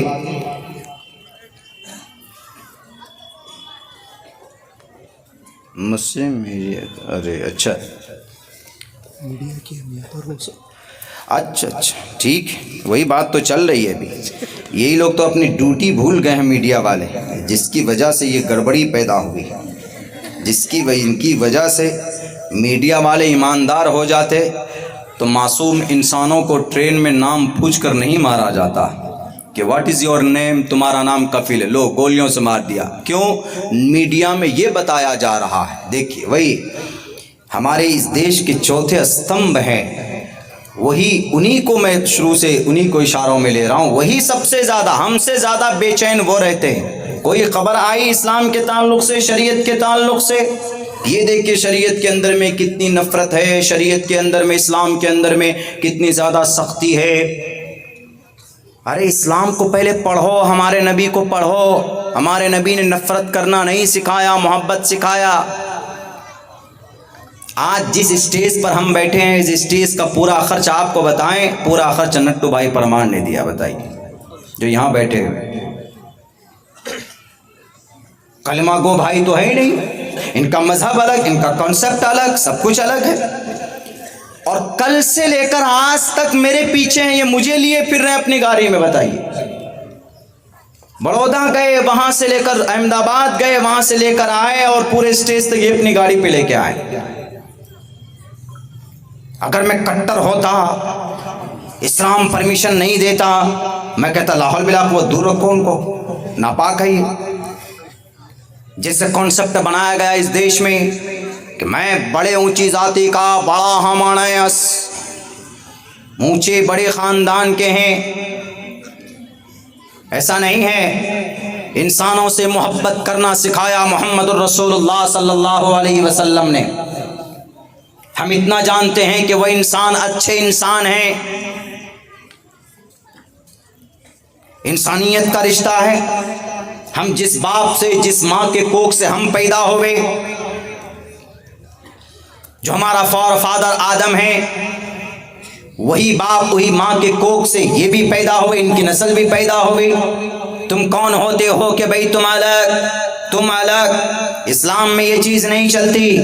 اللہ کے نبی علیہ السلام نے غلام کو، بدصورت غلام کو سینے سے لگا کر سارا بھید بھاؤ مٹا دیا تھا. آپ علیہ السلام نے غلام کو اپنا منہ بولا بیٹا بنا کر زید بن حارثہ کی تاریخ پڑھ لو. اسلام پر اعتراض کرنے والوں، شریعت پر انگلی کرنے والوں، پڑھو اٹھا کر، تب تمہیں پتا چلے گا کہ اسلام کے اندر اللہ کے نبی علیہ السلام کے کیسے کیسے پیغامات، افعال موجود ہیں. کوئی بھید بھاؤ نہیں ہے. اسلام بھید بھاؤ نہیں کرتا ہے. کل سے یہ ہمارے ساتھ بیٹھ کر کھا رہے ہیں. ایسا نہیں کہ نٹو بھائی آئے تو ان کو وہیں دے دو، گاڑی میں کھانا وہیں پانی دے دو. نہیں، ہمارے ساتھ بیٹھتے ہیں، ہمارے ساتھ پانی پیتے، ہمارے ساتھ کھاتے ہیں. انسان ہے. ان کا عمل اچھا ہوگا تو وہ سورگ جائیں گے، ہمارا عمل اچھا ہوگا تو ہم کہیں گے کہ نٹو بھائی وی وون دا میچ، ہم جیت گئے، وی ول گو انٹر دا پیراڈائز. آپ ہار گئے، ہم جیت گئے، وہ الگ بات ہے، مرنے کے بعد کا مسئلہ ہے. ان کا عقیدہ ان کے ساتھ، ان کا عمل ان کے ساتھ. ہم اتنی بات کہہ سکتے ہیں لوگوں کو کہ ہمارا مذہب اچھا ہے، اس کے اندر کسی کو پریشان نہیں کیا جاتا، اس کے اندر کسی کی رسوائی نہیں ہوتی. کیا اسلام کے اندر اگر کوئی جولاہا، اگر کوئی انصاری مانیہ، اگر کوئی نچلے خاندان کا ہے، نیچے برادری کا ہے، جولاہا، اتر پردیش میں یہ لفظ بولا جاتا ہے، ارے یہ تو جولا ہے، یہ تو تیلی ہے. اسلام میں اب کیا اس کا یہ مطلب ہے کہ سید اس سے ہاتھ نہ ملائے، قریشی اس سے ہاتھ نہ ملائے؟ کہیں پر بھی نہیں ہے ایسا. اللہ کے نبی علیہ، اللہ کا فرمان ہے صاف صاف لفظوں میں، دنیا والوں سنو. اللہ نے قرآن میں کہا ہے کہ تم کو ایک ماں باپ سے پیدا کیا، الگ الگ فرقوں میں، جماعتوں میں بنایا. وَجَعَلْنَاكُمْ شُعُوبًا وَقَبَائِلَ لِتَعَارَفُوا، تاکہ تم پہچان سکو کہ اس کس قبیلے کا ہے، کس برادری کا ہے. لیکن سن لو، اللہ کی نظر میں، رب کے ایشور کے نظر میں وہی انسان محبوب ہوگا جس کا عمل اچھا ہوگا، جس کا عمل بہتر ہوگا.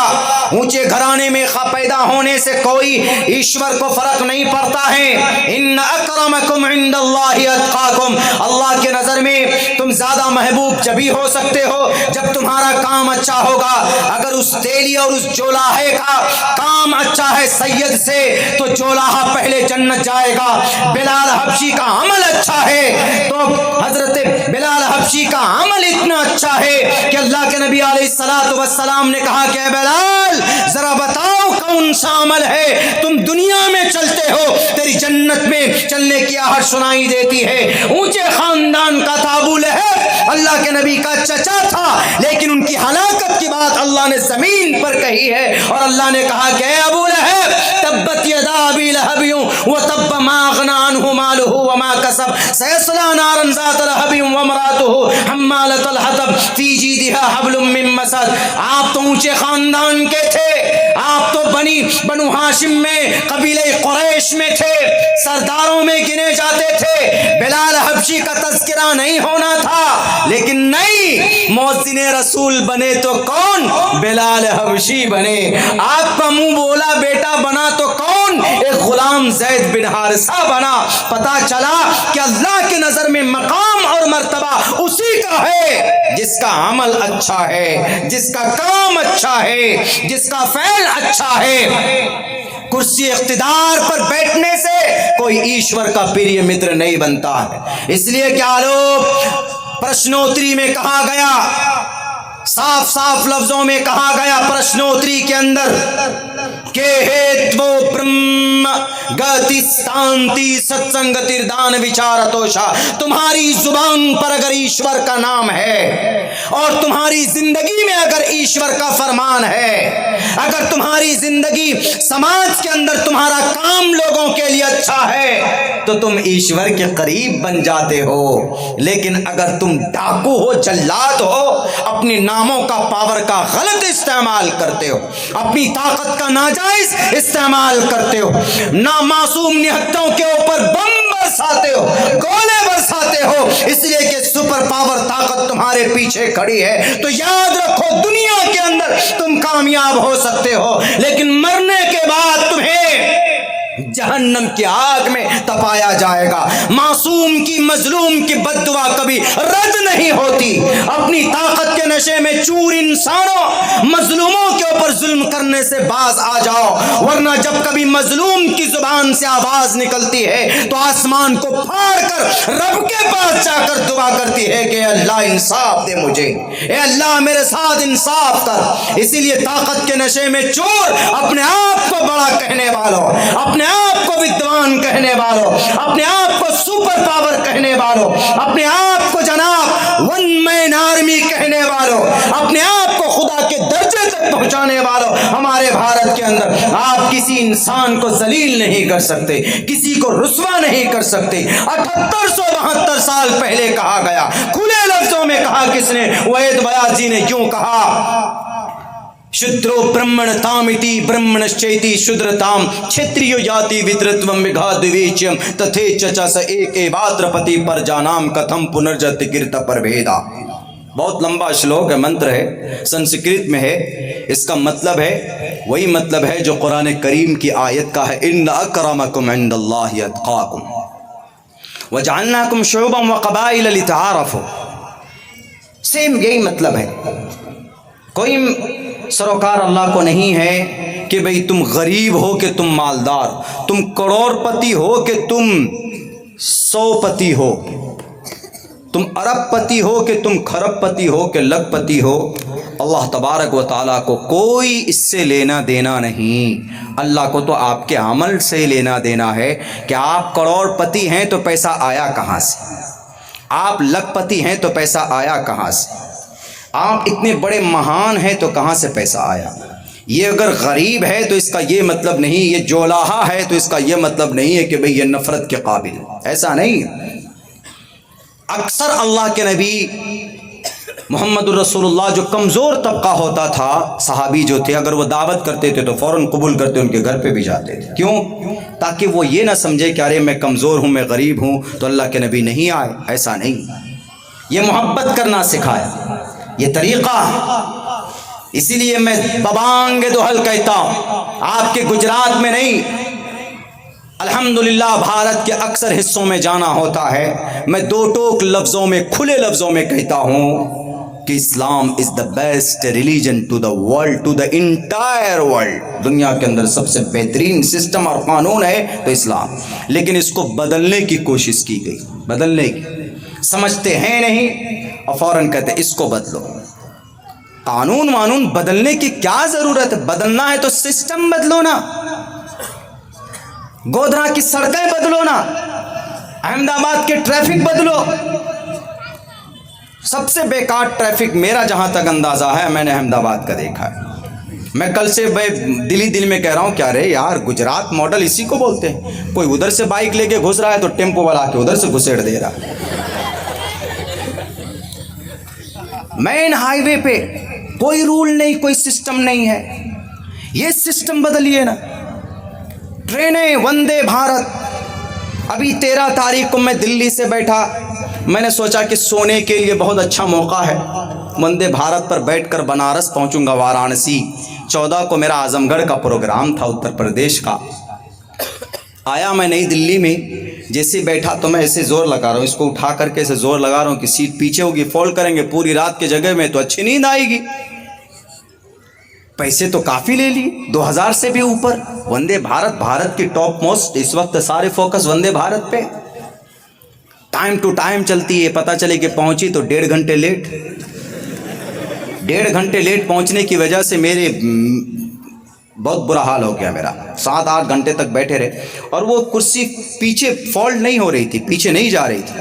ہم نے ٹی ٹی کو پوچھا کہ سر، پہلی بات تو اس کا چارجر بہت خطرناک جگہ پہ ہے، سیٹ کے نیچے یہاں. کچھ اگر ٹچ ہو گیا ٹھنڈا گرم میں تو بس برسٹ ہو جائے گا، تو سارا ہی میٹر ختم ہو جائے گا آدمی کا. نیچے ایک دم بالکل ایسے جھک کر کے لگائیے، چارجر وہاں ہے. وہ ایک ڈیزائن ہے. اس کے بعد ہم نے پوچھا ٹی ٹی سے کہ بھیا یہ پیچھے کیسے ہوگا؟ بولا یہ پیچھے اس کی سیٹ نہیں ہوگی، آپ سی سی میں بیٹھے ہیں. ہم نے کہا 2000 روپے سے بھی زیادہ دیا تو آرام بھی نہیں، ایسے ایک دم بالکل اکڑ کر بیٹھے رہو. ہم نے کہا چلیے سر ٹھیک ہے، لیکن ٹائم سے تو پہنچے. بولا ایک دم بالکل رائٹ ٹائم چلے. تو دلی سے کھلی کانپور ڈائریکٹ. ہم نے کہا واہ ہے کچھ. پتہ چلا کہ کانپور کے بعد 1.5 گھنٹہ ایک جگہ پر رک گئی. میں نے سوچا شاید یہ ٹرین راستہ بھول گئی، جالا کدھر. 1.5 گھنٹہ لیٹ پہنچا. کہیں کسی بھینسیا سے ٹکرا جا رہی ہے وہ ٹرین، کہیں کسی سے ٹکرا جا رہی ہے وہ ٹرین. تو بہرکیف تو اس لیے سسٹم بدلیں. کووڈ کے زمانے میں ہمارا ایک دوست بیٹھا کہاں سے، کرناٹکا سے. اس کو آنا تھا پٹنہ، پہنچ گیا کھڑگپور. یہ سسٹم بدلی. ابھی پچھلے مہینے اڑیسہ آنا تھا ہم کو، ٹکٹ بنایا. ہم بنانے کے بعد ٹکٹ میں دیکھا کورامنڈل ایکسپریس. ہم نے کہا ٹکٹ کینسل کرو، یہ ٹرین ابھی بھیڑ گئی تھی، جا کے چڑھ گئی تھی یہ مال گاڑی پہ، جس میں 350 آدمی مرے تھے بہت سارے. میں نے کہا یہ سسٹم بدلو. ٹرین ٹائم ٹو ٹائم چلنا چاہیے. جو بھی سسٹم ہے جہاں کا اس پر کام ہونا چاہیے نا. نہیں یہ قانون بدل دو جی، وہ قانون بدل دو جی، یہ جگہ کا نام بدل دو، وہ جگہ کا نام بدل دو. ایسا نہیں ہے. سسٹم بدلیے، قانون بدلیے، کرپشن ختم کیجئے. جو کام آپ اچھا کرتے ہیں قابل تعریف ہے، دل سے سلام پیش کرتا ہوں، کوئی بات نہیں ہے. لیکن جس کی ضرورت نہیں ہے عوام کو وہ مت کیجیے. اچھا کام کیجیے سماج کے لیے. خواہ مخواہ بزی کر دیے لوگوں کو ادھر، سارے ہمارے مسلم بھائی کو اسکینر دے دیا، اب اسکین کرو، اس میں 5 منٹ 10 منٹ چلا جا رہا ہے کہ بھئی اپنا نوٹیفیکیشن دو. کیا ضرورت تھی؟ اسی لیے مسلمان سب سے زیادہ مخالفت کرتا ہے یکساں سول کوڈ کا، کیونکہ اسلام کے کئی سارے مسائل سے ڈائریکٹ اس کو ٹچ کرتا ہے، اس کو ڈسٹروائے کرتا ہے، اس کو ختم کرتا ہے. اور پھر یہ غیر قانونی ہم اس لیے بولتے ہیں چونکہ بھارت کے اندر سمویدھان جو ہے اس کا آرٹیکل نمبر 25 کہتا ہے freedom of conscience and free profession and practice propagation of the religion. میں نے پہلے جلسے میں جب میں آیا تھا تو اس وقت بھی میں نے یہ آرٹیکل پڑھ کر سنایا تھا. اس آرٹیکل کے اندر یہ بات کہی گئی ہے کہ سب کوئی اپنے مذہب کے مطابق عقیدہ رکھ سکتے ہیں، اپنے مذہب کے مطابق کام کر سکتے ہیں، شادی بیاہ کر سکتے ہیں، رشتہ داری کر سکتے ہیں، کچھ بھی کر سکتے ہیں، عبادت کر سکتے ہیں، اور جناب اپنے اپنے اپنے اپنے عقیدے اور مذہب مذہب کے اعتبار سے زندگی بتا سکتے ہیں اور اپنے مذہب کی اچھی باتوں کو مائک میں بول بھی سکتے ہیں، اپنے مذہب کی اچھی باتیں دوسروں کے سامنے رکھ بھی سکتے ہیں کہ ہمارے مذہب میں یہ اچھی بات ہے، یہ اچھی بات ہے، باتیں دلت سماج کے اندر اچھی ہیں وہ آپ کو پیش کر سکتے ہیں۔ بھارت کا سنویدھان کہتا ہے freedom of conscience and free profession and practice propagation, freedom of conscience and free profession. عقیدہ کچھ بھی ہو سکتا ہے، ایک مسلمان ہے تو وہ اللہ کا عقیدہ رکھ سکتا ہے، اگر ایک ہندو ہے تو وہ برہما کو وشنو کو مان سکتا ہے، اگر ایک کوئی جین ہے تو وہ مہاویر جین سوامی کو اپنا خدا مان سکتا ہے، اگر کوئی بدھسٹ ہے تو وہ گوتم بدھ سدھارتھ کو اپنا خدا مان سکتا ہے، اگر کوئی سکھ ہے تو وہ گرو گوبند سنگھ گرو نانک کو اپنا سب کچھ مان سکتا ہے، اگر کوئی دیش کے اندر مجوسی ہے تو وہ اپنے سوریہ دیوتا کو بدھ آگ کی پوجا کر سکتا ہے۔ بھارت کا سنویدھان کہتا ہے freedom of conscience and free profession کا مطلب عقیدہ کچھ بھی رکھ سکتا ہے، اینڈ پریکٹس عمل کچھ بھی کر سکتا ہے، نماز پڑھ سکتا ہے، ہاتھ جوڑ کر اگر کوئی ایشور کوئی کی بھکتی کرے تو وہ کر سکتا ہے۔ ہمارا بھارت کا سنویدھان کہتا ہے، اتنا خوبصورت بھارت کے اندر سنویدھان میں آرٹیکل موجود ہے ڈاکٹر بھیم راؤ امبیڈکر صاحب کی صدارت میں جو اچھی باتیں لکھی گئی، لیکن آج کی تاریخ میں کچھ نفرت پرست لوگ کہ بھارت کے اندر ڈاکٹر بھیم راؤ امبیڈکر نے ان کی لکھی ہوئی بات نہیں مانیں گے۔ ڈاکٹر بھیم راؤ امبیڈکر اکیلے نہیں تھے، تنہا نہیں تھے کہ انہوں نے یہ قانون یہ سنویدھان بنایا، ان کے ساتھ پوری ٹیم تھی، ان کے ساتھ کئی لوگ موجود تھے، اور مکمل 3 سال تک 2 سال 11 ماہ اور کچھ دن تک اس کے اوپر کام ہوا، یعنی 3 سال تک کام ہونے کے بعد باضابطہ طور پر اس کو نومبر کے مہینے میں 1949 کو وہاں صدن کے اندر بیٹھ کر پاس کیا گیا کہ بھئی 26 جنوری 1950 کو اس کو امپلیمنٹ کیا جانا چاہیے۔ لوگ کہتے ہیں کہ نہیں ہم اس سنویدھان کو نہیں مانیں گے، وہ لوگ جو 1925 میں پیدا ہوئے، وہ لوگ جو اس دیش کی قربانی میں جن کا ایک قطرہ پسینہ تک نہیں بہا، خون تو دور کی بات ہے، وہ کہتے ہیں کہ ہم سنویدھان کو نہیں مانتے، اس لیے کہ سنویدھان ڈاکٹر بھیم راؤ امبیڈکر نے لکھا تھا۔ کون ہے ڈاکٹر بھیم راؤ امبیڈکر؟ جاؤ پوچھو جواہر لال نہرو سے۔ جواہر لال نہرو جب پہنچے تھے کیمبرج یونیورسٹی، آکسفورڈ یونیورسٹی کا دورہ کیا تھا اور کہا تھا کہ کیمبرج یونیورسٹی کے پروفیسروں اور یہاں کے لوگوں، یہاں کے ٹرسٹیوں، ہمیں ایک کوئی مہان انسان چاہیے، ہم بھارت کے اندر سنویدھان لکھنا چاہتے، ہم بھارت کی تقدیر لکھنا چاہتے، تو ایک ایسا انسان مجھے دو جو بہت زیادہ عقل مند ہو اور بہت زیادہ پڑھا لکھا ہو۔ تو کیمبرج یونیورسٹی کے اتھارٹی نے کہا، وہاں کی ٹیم نے کہا کہ کیوں آئے ہو؟ Why did you come here from India? کیوں آئے ہو تم انڈیا سے یہاں پر؟ تم کو آدمی کی ضرورت ہے تو جاؤ بھارت کے اندر ایک ڈاکٹر بھیم راؤ امبیڈکر نام کا ایک بندہ ہے، کہا کہ کیا خاصیت ہے؟ ان سے یہ بھی کہا گیا وہ تو نیچے برادری سے بلانگ کرتے ہیں، ان کو تو ایکسپٹ بھی نہیں کریں گے۔ دنیا والوں، بھارت والوں، یہ تاریخ معلوم ہونا چاہیے۔ کیمبرج یونیورسٹی کے اتھارٹی نے کہا کہ ڈاکٹر پنڈت صاحب، آپ کو پنڈت جواہر لال نہرو صاحب آپ کو نہیں معلوم ہے، شاید آپ کے دیش کے اندر آج کے زمانے میں اتنی ڈگری کا مالک کوئی ہو جتنی ڈگری بیک وقت آپ کا ڈاکٹر بھیم راؤ امبیڈکر کے پاس تھا۔ کہا کتنی ڈگریاں؟ 1 2 3 4۔ آج تو کبھی کبھی بنا ڈگری والے بھی MP MLA بن جاتے ہیں، جن کے پاس کچھ نہیں ہوتا، انگوٹھے کے نشان بھی نہیں لگانے آتا، وہ بنا دیتے ہیں جناب ان کو۔ لیکن کیا کہا کہ پتہ کون ہے؟ 1 2 3 4 5 ڈگری ہے، کہاں نہیں، اور 6 اور 7 نہیں، اور 8 ڈگریاں نہیں، اور 9 ہے نہیں، اور کتنا ہے 10 نہیں، اور 11 ہے، کہاں، اور 12 ڈگریوں کا مالک اگر ہے تو ڈاکٹر بھیم راؤ امبیڈکر صاحب۔ کون کہتا؟ انگریز، یہ یہودی جو اپنے سے بڑا کسی کو نہیں مانتا، یہودی۔ سب سے زیادہ پڑھا لکھا اگر کوئی ہوتا ہے آج کے زمانے میں تو وہ یہودی ہوتے ہیں، یہود ہوتے ہیں۔ شادی نہیں کرتے وہ، مذہبی جھگڑے میں نہیں پڑتے وہ، لیکن وہ پڑھتے ضرور ہیں۔ وہ اپنی نسل کے لیے پڑھتے ہیں, وہ اپنے آپ کے لیے پڑھتے ہیں. وہ یہودی کہتا ہے ڈاکٹر بھیم راؤ امبیڈکر, لا ایسا کوئی مہان ویکتی اس دیش کے اندر, تب تم بنانا کوئی نیا قانون بنانا ہو بھارت کا سمویدھان مٹا کر. ان کی 1 ڈگری 2 ڈگری ان کے قریب جاتے جاتے تمہارے بال پک جائیں گے, قبر پہ چلے جاؤ گے. وہ تھے ڈاکٹر بھیم راؤ امبیڈکر. انہوں نے لکھی یہ بات, freedom of conscience and free profession practice propagation of the religion. اسی لیے ضرورت ہی نہیں, ضرورت ہے تو سسٹم بدلو جناب. اب کچھ لوگ آ گئے, نہیں مولانا آپ کے نبی صاحب تو بہت پرانے تھے, آج کل کا زمانہ ینگ ہے, ہمارے نوجوان کو کہو, آپ خود اپنے مسلمان نوجوانوں کو لے لیجئے, عید میں ربیع الاول کی 12 تاریخ میں 12 ربیع الاول میں جشن مناتے ہیں ہمارے نوجوان, بائک پہ بیٹھیں گے, فل اسپیڈ دیں گے, اسٹنٹ کریں گے. کہتے دیکھیے آپ کے نوجوان جتنے ہیں آپ کے نبی کو فالو نہیں کرتے, آپ کے نبی کو ہم مانتے ہیں.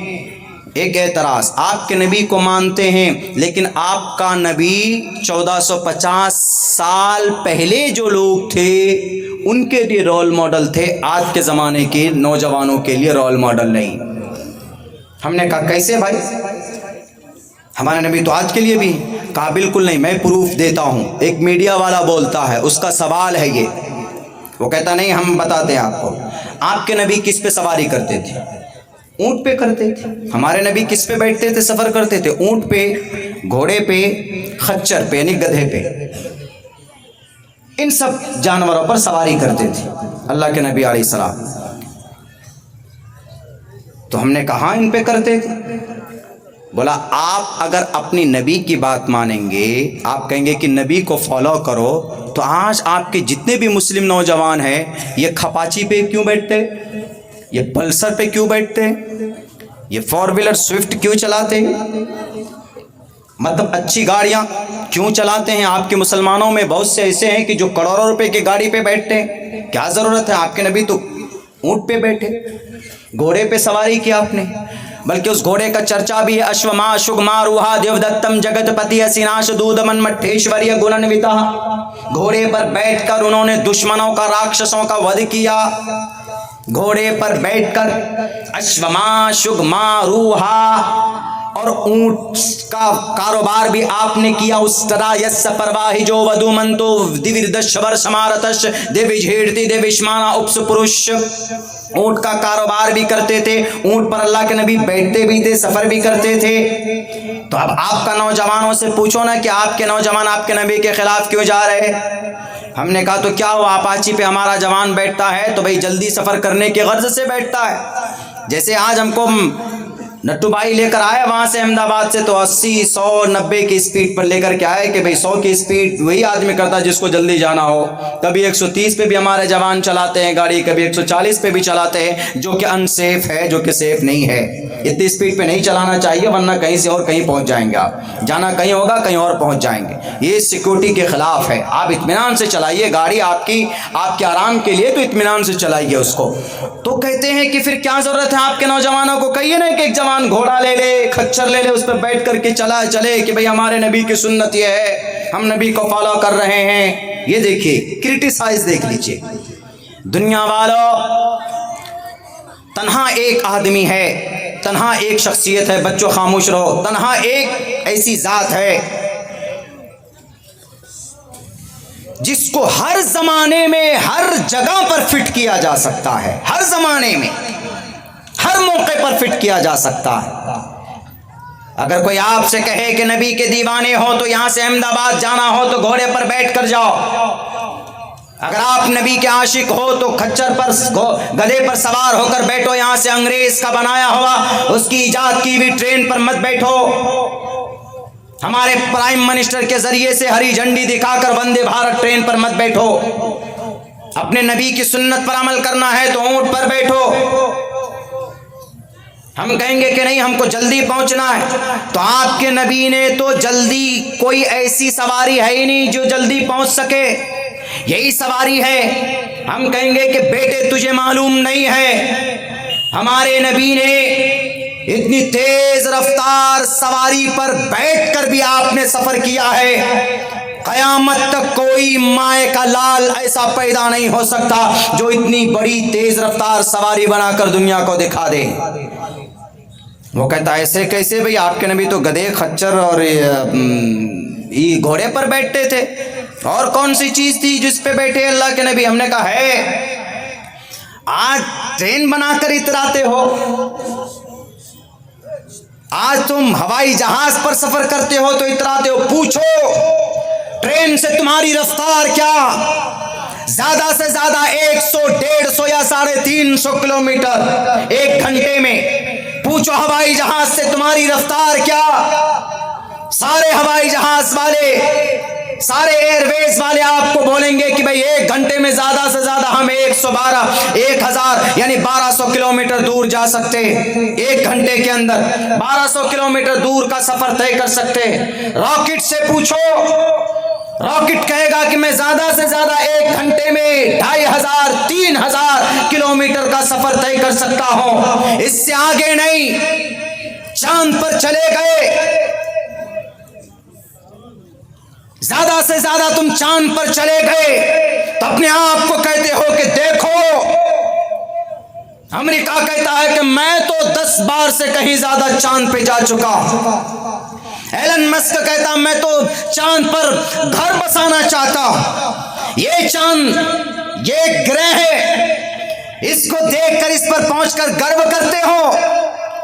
3 مہینے میں کوئی 6 مہینے میں پہنچتا ہے تو دیکھو ہم چاند پر پہنچ گئے. ہمارے نبی کی سواری بتاؤ، نہ تو راکٹ پیچھا کر سکتا ہے، نہ ہوائی جہاز پیچھا کر سکتا ہے، نہ جناب دنیا کی کوئی بلٹ ٹرین اس کا مقابلہ کر سکتی ہے. اللہ کے نبی جس سواری پر بیٹھ کر آپ نے سفر کیا ہے، دنیا کے اندر آج تک کسی سائنسدان نے سوچا بھی نہیں ہے کہ ہم اس طرح کی تیز رفتار سواری بنا سکتے ہیں. اس سواری کا نام براق ہے. آپ بیٹھے، آپ علیہ الصلوۃ والسلام کہاں؟ مسجد مکہ المکرمہ میں، حرم میں بیٹھے ہیں، اور آپ اس براق کے ذریعے کہاں گئے؟ مسجد بیت المقدس گئے، مسجد اقصی گئے. وہاں پر کنڈی سے باندھ دیا جاتا ہے اس براق کو، اور اس کے بعد آپ علیہ السلام نماز پڑھاتے ہیں. اس مسجد کے اندر ایک پتھر ہے، وہاں سے آپ پھر براق پر بیٹھتے ہیں، اور سیکنڈوں نہیں، جہاں تک نظر جاتی ہے محمد الرسول اللہ کی، وہاں تک اس براق کا ایک قدم پڑتا. آؤ مقابلہ کرو نبی کی سواری کے، آؤ نبی کی سواری کی رفتار کا اندازہ لگاؤ کہ کتنے کلومیٹر پر آور آپ علیہ السلام کی رفتاری چلتی. یہ ہے نبی. ہمارے نبی 1450 سال پہلے کے لیے نہیں آئے تھے. تم چاند پہ جا کر کامیاب سمجھتے ہو اپنے آپ کو. ہمارے نبی چاند پر نہیں، پہلے آسمان پر گئے. گیا کوئی سائنسدان آج تک پہلے آسمان پر؟ قبر میں چلا جائے گا آوشکار کرتے کرتے، لیکن آسمان پر قدم نہیں رکھ سکتا. ہمارے نبی آسمان پر بھی گئے، ہمارے نبی دوسرے آسمان پر گئے، تیسرے آسمان پر گئے، چوتھے آسمان پر گئے، 5ویں 6ٹھے 7ویں آسمان پر گئے، اور بالآخر آپ بیت معمور پر بھی گئے، اور وہاں سے آگے بھی آپ نے سفر شروع کیا. آپ عرش معلی تک گئے، وہاں جہاں اس پورے برہمانڈ کا، پوری دنیا کا پالنہار بیٹھا ہوا ہے. آپ اس کے پاس قریب گئے اور یوں کہا ثم دنا فتدلی فکان قاب قوسین او ادنا. تو اللہ کے نبی علیہ السلام نے کہا اللہ کو دیکھ کر التحیات للہ والصلوات والطیبات والسلام علیک ایھا النبی ورحمۃ اللہ. یہ ڈسکس کیا گیا اللہ کے نبی کی طرف سے التحیات للہ والصلوات والطیبات. السلام، اللہ یہاں سے کہتا السلام علیکہ ایھا النبی، اللہ کہتا ہے. اور سائنسدانوں تم جا کر وہاں کس سے بات کرتے ہو؟ شیطانوں سے. تم تو جا کر شیطانوں سے وہاں جا کر سازشیں کرتے ہو. اور ہمارے اللہ کے نبی گئے کریٹر آف دا ورلڈ، سرو شکتیمان، اس سے جا کر ملے اور تحفہ نماز کا لے کر کے آپ اس دنیا کے اندر آئے. ہے کوئی؟ یہ چیلنج لکھ کر دیتا ہوں، میڈیا والوں ہمت ہو. ابھی ٹائمز نو بھارت والا میری تصویر اتنی بڑی لگا کر، ایک طرف مولانا جرجیت صاحب ان کی تصویر لگا کر تھمبنیل بنایا. میرے پاس ہمارے علاقے کے ایک نیتا جی، انہوں نے بھیجا کہ مولانا دیکھیے آپ کی تصویر ہے، آپ کا بیان بھاشن ہے اس میں. ہم نے پورا سنا تو پتہ چلا کہیں میرے بھاشن ہی نہیں، میری تصویر لگا دی. ہم نے کہا کہ according to the Indian constitution Abdullah Salim کو عادت ہے بات کرنے کی، بھارت کے سمویدھان کے مطابق ہم غیر قانونی کوئی بھی بات نہیں کرتے. سازشیں رچی جاتی ہے ہمت تو بتاؤ دنیا کو، یہ میرا چیلنج ہے، لکھ لو قیامت تک، to the day of judgment. اگر تمہارے رگوں کے اندر تمہارا ضمیر زندہ ہے، تمہارے رگوں کے اندر خون ہے، پانی نہیں ہے، قیامت کی صبح تک کوئی مائع کا لال چاند کو کراس نہیں کر سکتا، پہنچ نہیں سکتا وہاں تک. زیادہ سے زیادہ چاند پر چلے جائیں گے، آسمان سے آگے نہیں جا سکتا. چاند تک جا سکتے ہیں، آسمان سے آگے نہیں جا سکتا. یہ ریکارڈ اگر کسی کے نام ہے اللہ سے ملاقات کر کے، بات کر کے، ڈسکس کر کے آنے کی، تو آخری نبی محمد الرسول اللہ صلی اللہ علیہ وسلم کے نام. ماڈرن زمانے میں مینڈک کی طرح اچھلتے ہو کہ ہمارے پاس یہ ہے، ہمارے پاس یہ ہے. اب لوگ کہتے ہیں کہ مولانا آپ کی جو قرآن میں جو آیتیں ہیں اس آیتوں پر کچھ چرچا کر لیا جائے تھوڑی دیر.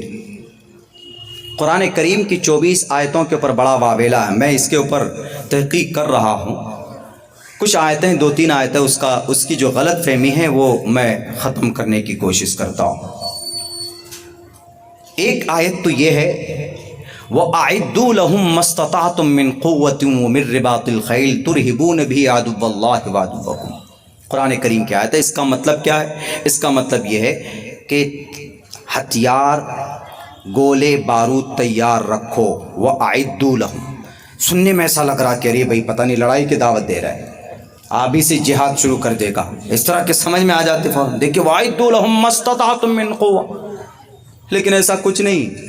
ہماری اس آیت پر بھارت کی سرکار عمل کرتی. بھارت کی سرکار، یہ بھارت کی سرکار اس آیت پر عمل کرتی. آج کی نہیں، شروع سے ہی ہر سرکار عمل کرتی اس آیت پر. وَأَعِدُّوا لَهُم مَّا اسْتَطَعْتُم مِّن قُوَّةٍ وَمِن رِّبَاطِ الْخَيْلِ. ایک تنظیم ہے اس دیش کے اندر، ہمارے اس دیش کے اندر کچھ بھائیوں کی، ہمارے وطنی بھائیوں کی ایک تنظیم ہے. وہ کیا کرتے، اس آیت کا ترجمہ کیا کرتے؟ دیکھیے یہ 24 آیتوں میں ایک یہ بھی آیت ہے.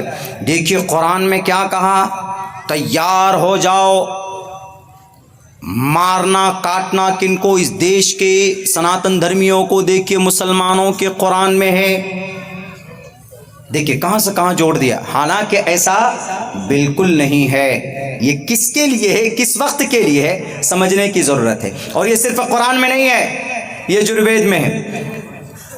یجروید ردرو گریوا اشریت پشاچا، ردرو گریوا اشریت پشاچا وَأَعِدُّوا لَهُم مَّا اسْتَطَعْتُم مِّن قُوَّةٍ وَمِن رِّبَاطِ الْخَيْلِ تُرْهِبُونَ بِهِ عَدُوَّ اللَّهِ وَعَدُوَّكُمْ. چائنا ہمارے دیش پہ قبضہ کرتا چلا جا رہا ہے، تو اس کو روکنے کے لیے ہمارے ڈیفنس سسٹم کیا کرتا ہے؟ ڈیفنس کہتے ہیں کہ ارے وہاں پہنچو، فوجیوں کو وہاں پر تعینات کرتے ہیں، اور ہمارے دیش کے نوجوان روکتے ہیں اس کو کہ 1.5 فٹیا چائنی تمہارے دیش میں نہیں گھس سکتا، وہیں پر رہو. اس لیے کہ ہمارا علاقہ ڈیفنس، اپنے آلات، اپنے مسلح سارے ہتھیار رکھتے حفاظت کے لیے، رکشا کے لیے. تو یہی بات اللہ نے قرآن میں بیان کی. وَأَعِدُّوا لَهُم مَّا اسْتَطَعْتُم مِّن قُوَّةٍ وَمِن رِّبَاطِ الْخَيْلِ. یہ آیت اس وقت نازل ہوئی جب اللہ کے نبی مکہ سے مدینہ گئے، تو مدینے میں یہودی آج ایک معصوم پٹی پر بم برسا رہے، پانی کی بارش، پانی کی بوند کی طرح. یہ یہودی آج سے نہیں ہے، بلکہ یہ یہودی سب سے زیادہ اپنی سازش کا شکار پروفیٹ محمد صلی اللہ علیہ وسلم کو بنایا تھا، اور آج بھی یہ جاری ہے. ان یہودیوں نے یہ سازش رچی کہ محمد ابن عبداللہ بڑھ چڑھ کر کامیاب ہوتا جا رہا ہے، اس لیے اس کی نس کاٹ دو اور اس کو ڈراؤ، اس کو دھمکاؤ، ان کا ملیہ میٹ کرو. اور اندر اندر سازشیں کرنے لگے. مکہ کے مشرکین سے مل گئے، وہاں کے کفار سے مل گئے اور ان سے ہاتھ ملانے کے بعد تیاری کرنے لگے تو اللہ تبارک و تعالیٰ نے کہا وَأَعِدُّوا لَهُم مَّا اسْتَطَعْتُم مِّن قُوَّةٍ وَمِن رِّبَاطِ الْخَيْلِ۔ اگر ہمارے ملک بھارت پر کوئی قبضہ کرنا چاہے گا، سازشیں رچے گا، تو کیا بتائیے پتہ چل جانے کے بعد ہمارے اس دیش کے ڈیفنس سسٹم بیٹھا رہے گا نہیں، بلکہ کوئی نہ کوئی ایکٹیویٹی کرے گا، اپنی تیاری شروع کرے گا، اپنی دیش کی جنتا کی رکشا کے لیے، یہاں کے عوام کی رکشا کے لیے، یہاں کے اکنامک سسٹم کو سدھارنے کے لیے، اس کو بچانے کے لیے محنت کریں گے۔ سیم وہی چیز قرآن میں کہی گئی۔ قرآن نہیں سمجھ میں آتا ہے نفرت پرست تنظیموں تو اٹھاؤ یجروید کے اندر گریبا اشریت پشاچا، جو بات قرآن میں کہی گئی وہی بات یجروید کے اندر کہی گئی۔ دوسری آیت لے کر آتے ہیں اور دوسری آیت پیش کرتے ہیں کہ دیکھیے مسلمانوں کے قرآن کریم کے اندر ہے فَكُلُوا مِمَّا غَنِمْتُمْ، لوٹو اور کھاؤ۔ اس کو جوڑ دیتے ہیں ہمارے ہندو بھائی سے، یعنی ہندو بھائی کا مال لوٹو اور کھاؤ۔ غلط ترجمہ، غلط مقصد اور غلط تفسیر۔ فَكُلُوا مِمَّا غَنِمْتُمْ، کلو کا مطلب کھانا ٹھیک ہے، مما غنمتم کا مطلب لوٹنا نہیں ہے۔ مما غنمتم کا مطلب جب کوئی دو بادشاہ آپس میں لڑتا ہے، ایک بادشاہ ہارتا ہے تو ہارے ہوئے بادشاہ کے ٹوٹل سامان مما غنمتم ہے جیتے ہوئے بادشاہ کے لیے، لوٹنے والا مال نہیں بولیں گے اس کو، لیکن نفرت پیدا کرنے کے لیے، لوگوں کو بھڑکانے کے لیے کیا ترجمہ کیا جا رہا ہے۔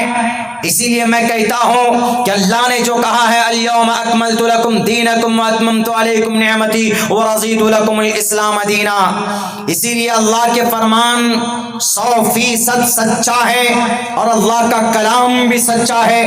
کسی عالم دین کے طرف سے نہ اس میں بڑھوتری کی جاتی ہے نہ اس کے اندر کوئی کمی کی جاتی ہے۔ تو کہا گیا فَكُلُوا مِمَّا غَنِمْتُمْ۔ اللہ کے نبی جنگ بدر میں جب گئے تھے تو مشرکین مکہ پوری تیاری کے ساتھ آئے اور پھر لڑنے لگے، تو ظاہر سی بات ہے کہ جب جنگ ہوتی ہے تو وہاں دو میں سے ایک ہی جیتتے، ایک سامنے والا بادشاہ کوئی ہارتا ہے، تو وہاں پر جو مشرکین مکہ آئے تھے، جو ابو جہل آیا تھا، وہ شرابی، وہ کبابی، وہ زانی، وہ فاسق، وہ فاجر، اس امت کا فرعون، وہ مارا گیا۔ اس کے دو معصوم بچوں کے ہاتھوں اس کو گھوڑے سے مار کر نیچے کیا گیا جنگ کے موقع پر۔ اب جو بچے ہوئے مال تھے ان کے اوپر اختلاف پیدا ہونے لگا، صحابی آپس میں کہہ رہے تھے کہ میں نے اس کو لیا ہے، میں نے اس کو مارا ہے، تو اس کی دولت میرے پاس آنی چاہیے۔ اختلاف ہوا تو اللہ کے طرف سے یہ آیت نازل ہوئی کہ اختلاف مت کرو ان مالوں میں جو تم کو جنگ کے میدان میں پراپت ہوا۔ ترجمہ کرنے والوں کہ سناتن دھرمی بھائیوں کے مالوں کو لوٹو اور کھاؤ، ارے اسلام کے اندر کسی کا 1 روپے ناجائز طور پر مارنا، بےایمانی کرنا جائز نہیں ہے، حقوق العباد ہے۔ کل قیامت میں رب کہتا ہے اگر کسی ایمان والے نے کسی کا اگر 4 آنا، اگر کسی کا رائے کے دانے کے برابر بھی کسی کی اس دنیا کے اندر ہڑپ لی ہے، بےایمانی کی ہے، دھوکہ دیا ہے، تو کل قیامت میں اس کو اپنی نیکی دے کر اس کا قرض چکانا پڑے گا۔ جس شریعت میں یہ پیغام ہو اور اس شریعت کی مضبوط کتاب قرآن کی آیت کا یہ ترجمہ کرتے ہو، کہاں پڑھے ہو؟ اپنے نفرتی ڈپلیکیٹ خداؤں کے پاٹ شالے میں، وہاں بتایا جاتا ہے نا، آؤ مسجد مکتب مدرسے کے اندر ہمارے علماء تمہیں بتائیں گے کہ فَكُلُوا مِمَّا غَنِمْتُمْ کا کیا ترجمہ ہے۔ کلو، کھاؤ، مما غنمتم، جو میدان میں بادشاہوں سے لڑ کر جیت کر پراپت کیے ہو اس کو آپس میں بانٹ کر کھاؤ۔ اور یہ قرآن کریم کی آیت ہی نہیں ہے بلکہ یہ یجروید کے اندر کہا گیا ستیم وبھاجانی، جو مال بچ جاتا ہے اس کو ستیم وبھاجانی، ایمانداری کے ساتھ وبھاجن کر لو، بانٹ لو، آپس میں بانٹ کر کھاؤ۔ یجروید میں تیسری آیت میں ہے اذن للذین یقاتلون بانہم ظلموا، بہت بڑی باتیں آنے والی اس میں ذرا۔ اذن للذین یقاتلون بانہم ظلموا، دیکھیے مسلمانوں کے قرآن میں ہے اجازت دی جا رہی ہے لڑنے کی، قتل کرنے کی، اسی لیے اس کو نکالا جائے۔ سپریم کورٹ میں جو دعویٰ پیش کرنے والا تھا، یعنی قرآن کو بدلنے چلا تھا، بیچارہ خود ہی نام بھی بدل گیا، دھرم بھی بدل گیا، رضوی صاحب سے تیاگی جی ہو گئے۔ وہی دیا تھا سپریم کورٹ میں گئے، کیا کہا؟ اذن للذین یقاتلون، ان کو اجازت دی گئی قتل کرنے لڑنے کی۔ کن کو؟ آگے بھی پڑھو، اذن للذین یقاتلون بانہم ظلموا، جن پر ظلم کیا گیا، جو مظلوم ہے ان کو لڑنے کی اجازت دی گئی۔ مثال کے طور پر آج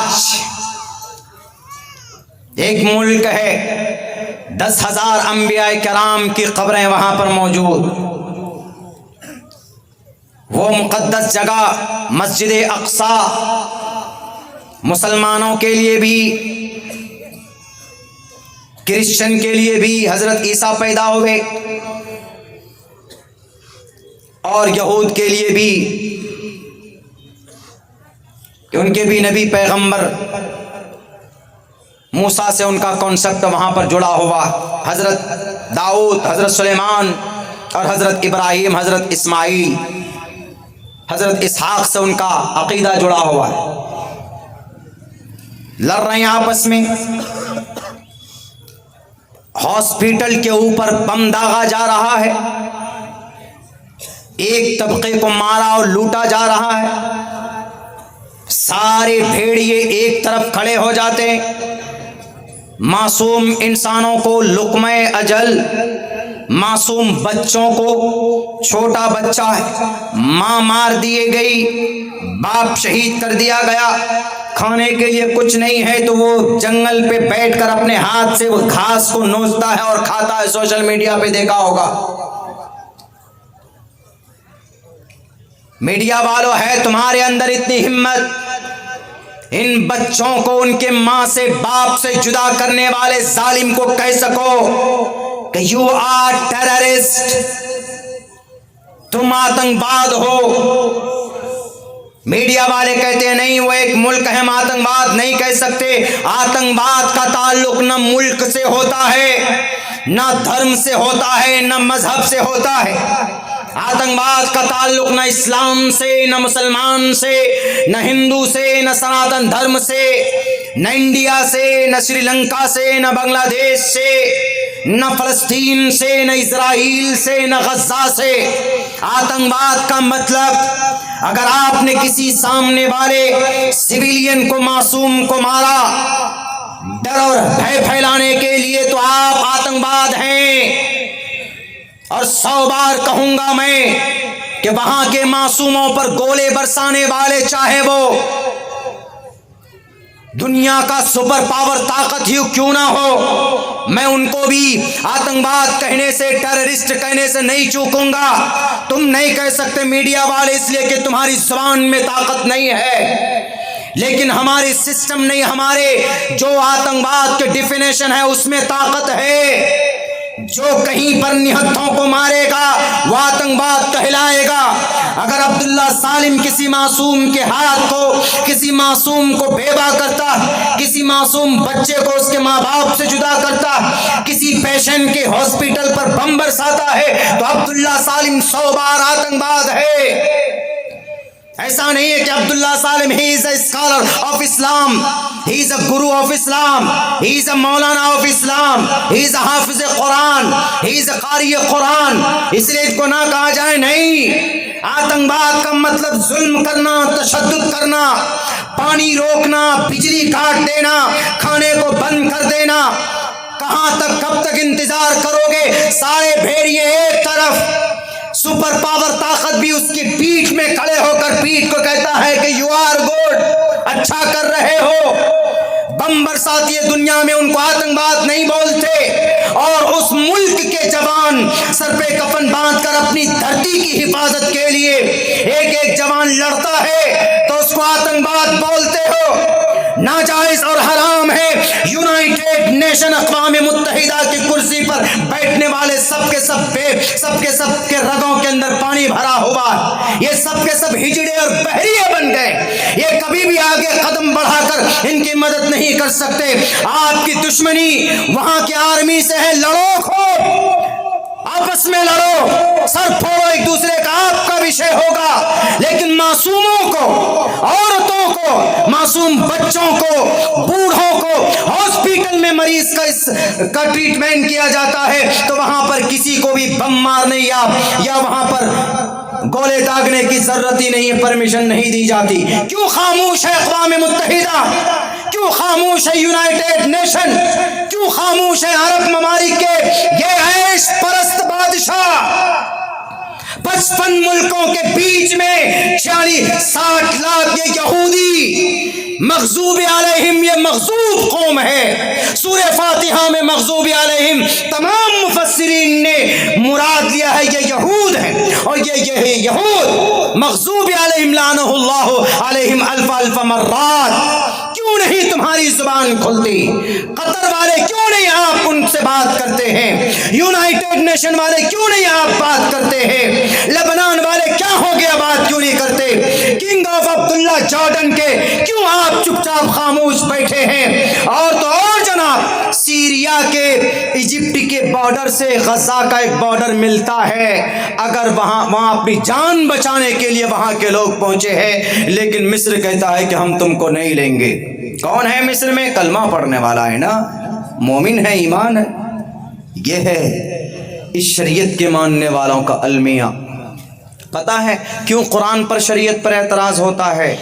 کیوں گاجر مولی کی طرح ایمان والے کاٹے جاتے ہیں؟ کیونکہ اس کے ذمہ دار بھی یہ قوم خود ہے، اس کے ذمہ دار بھی۔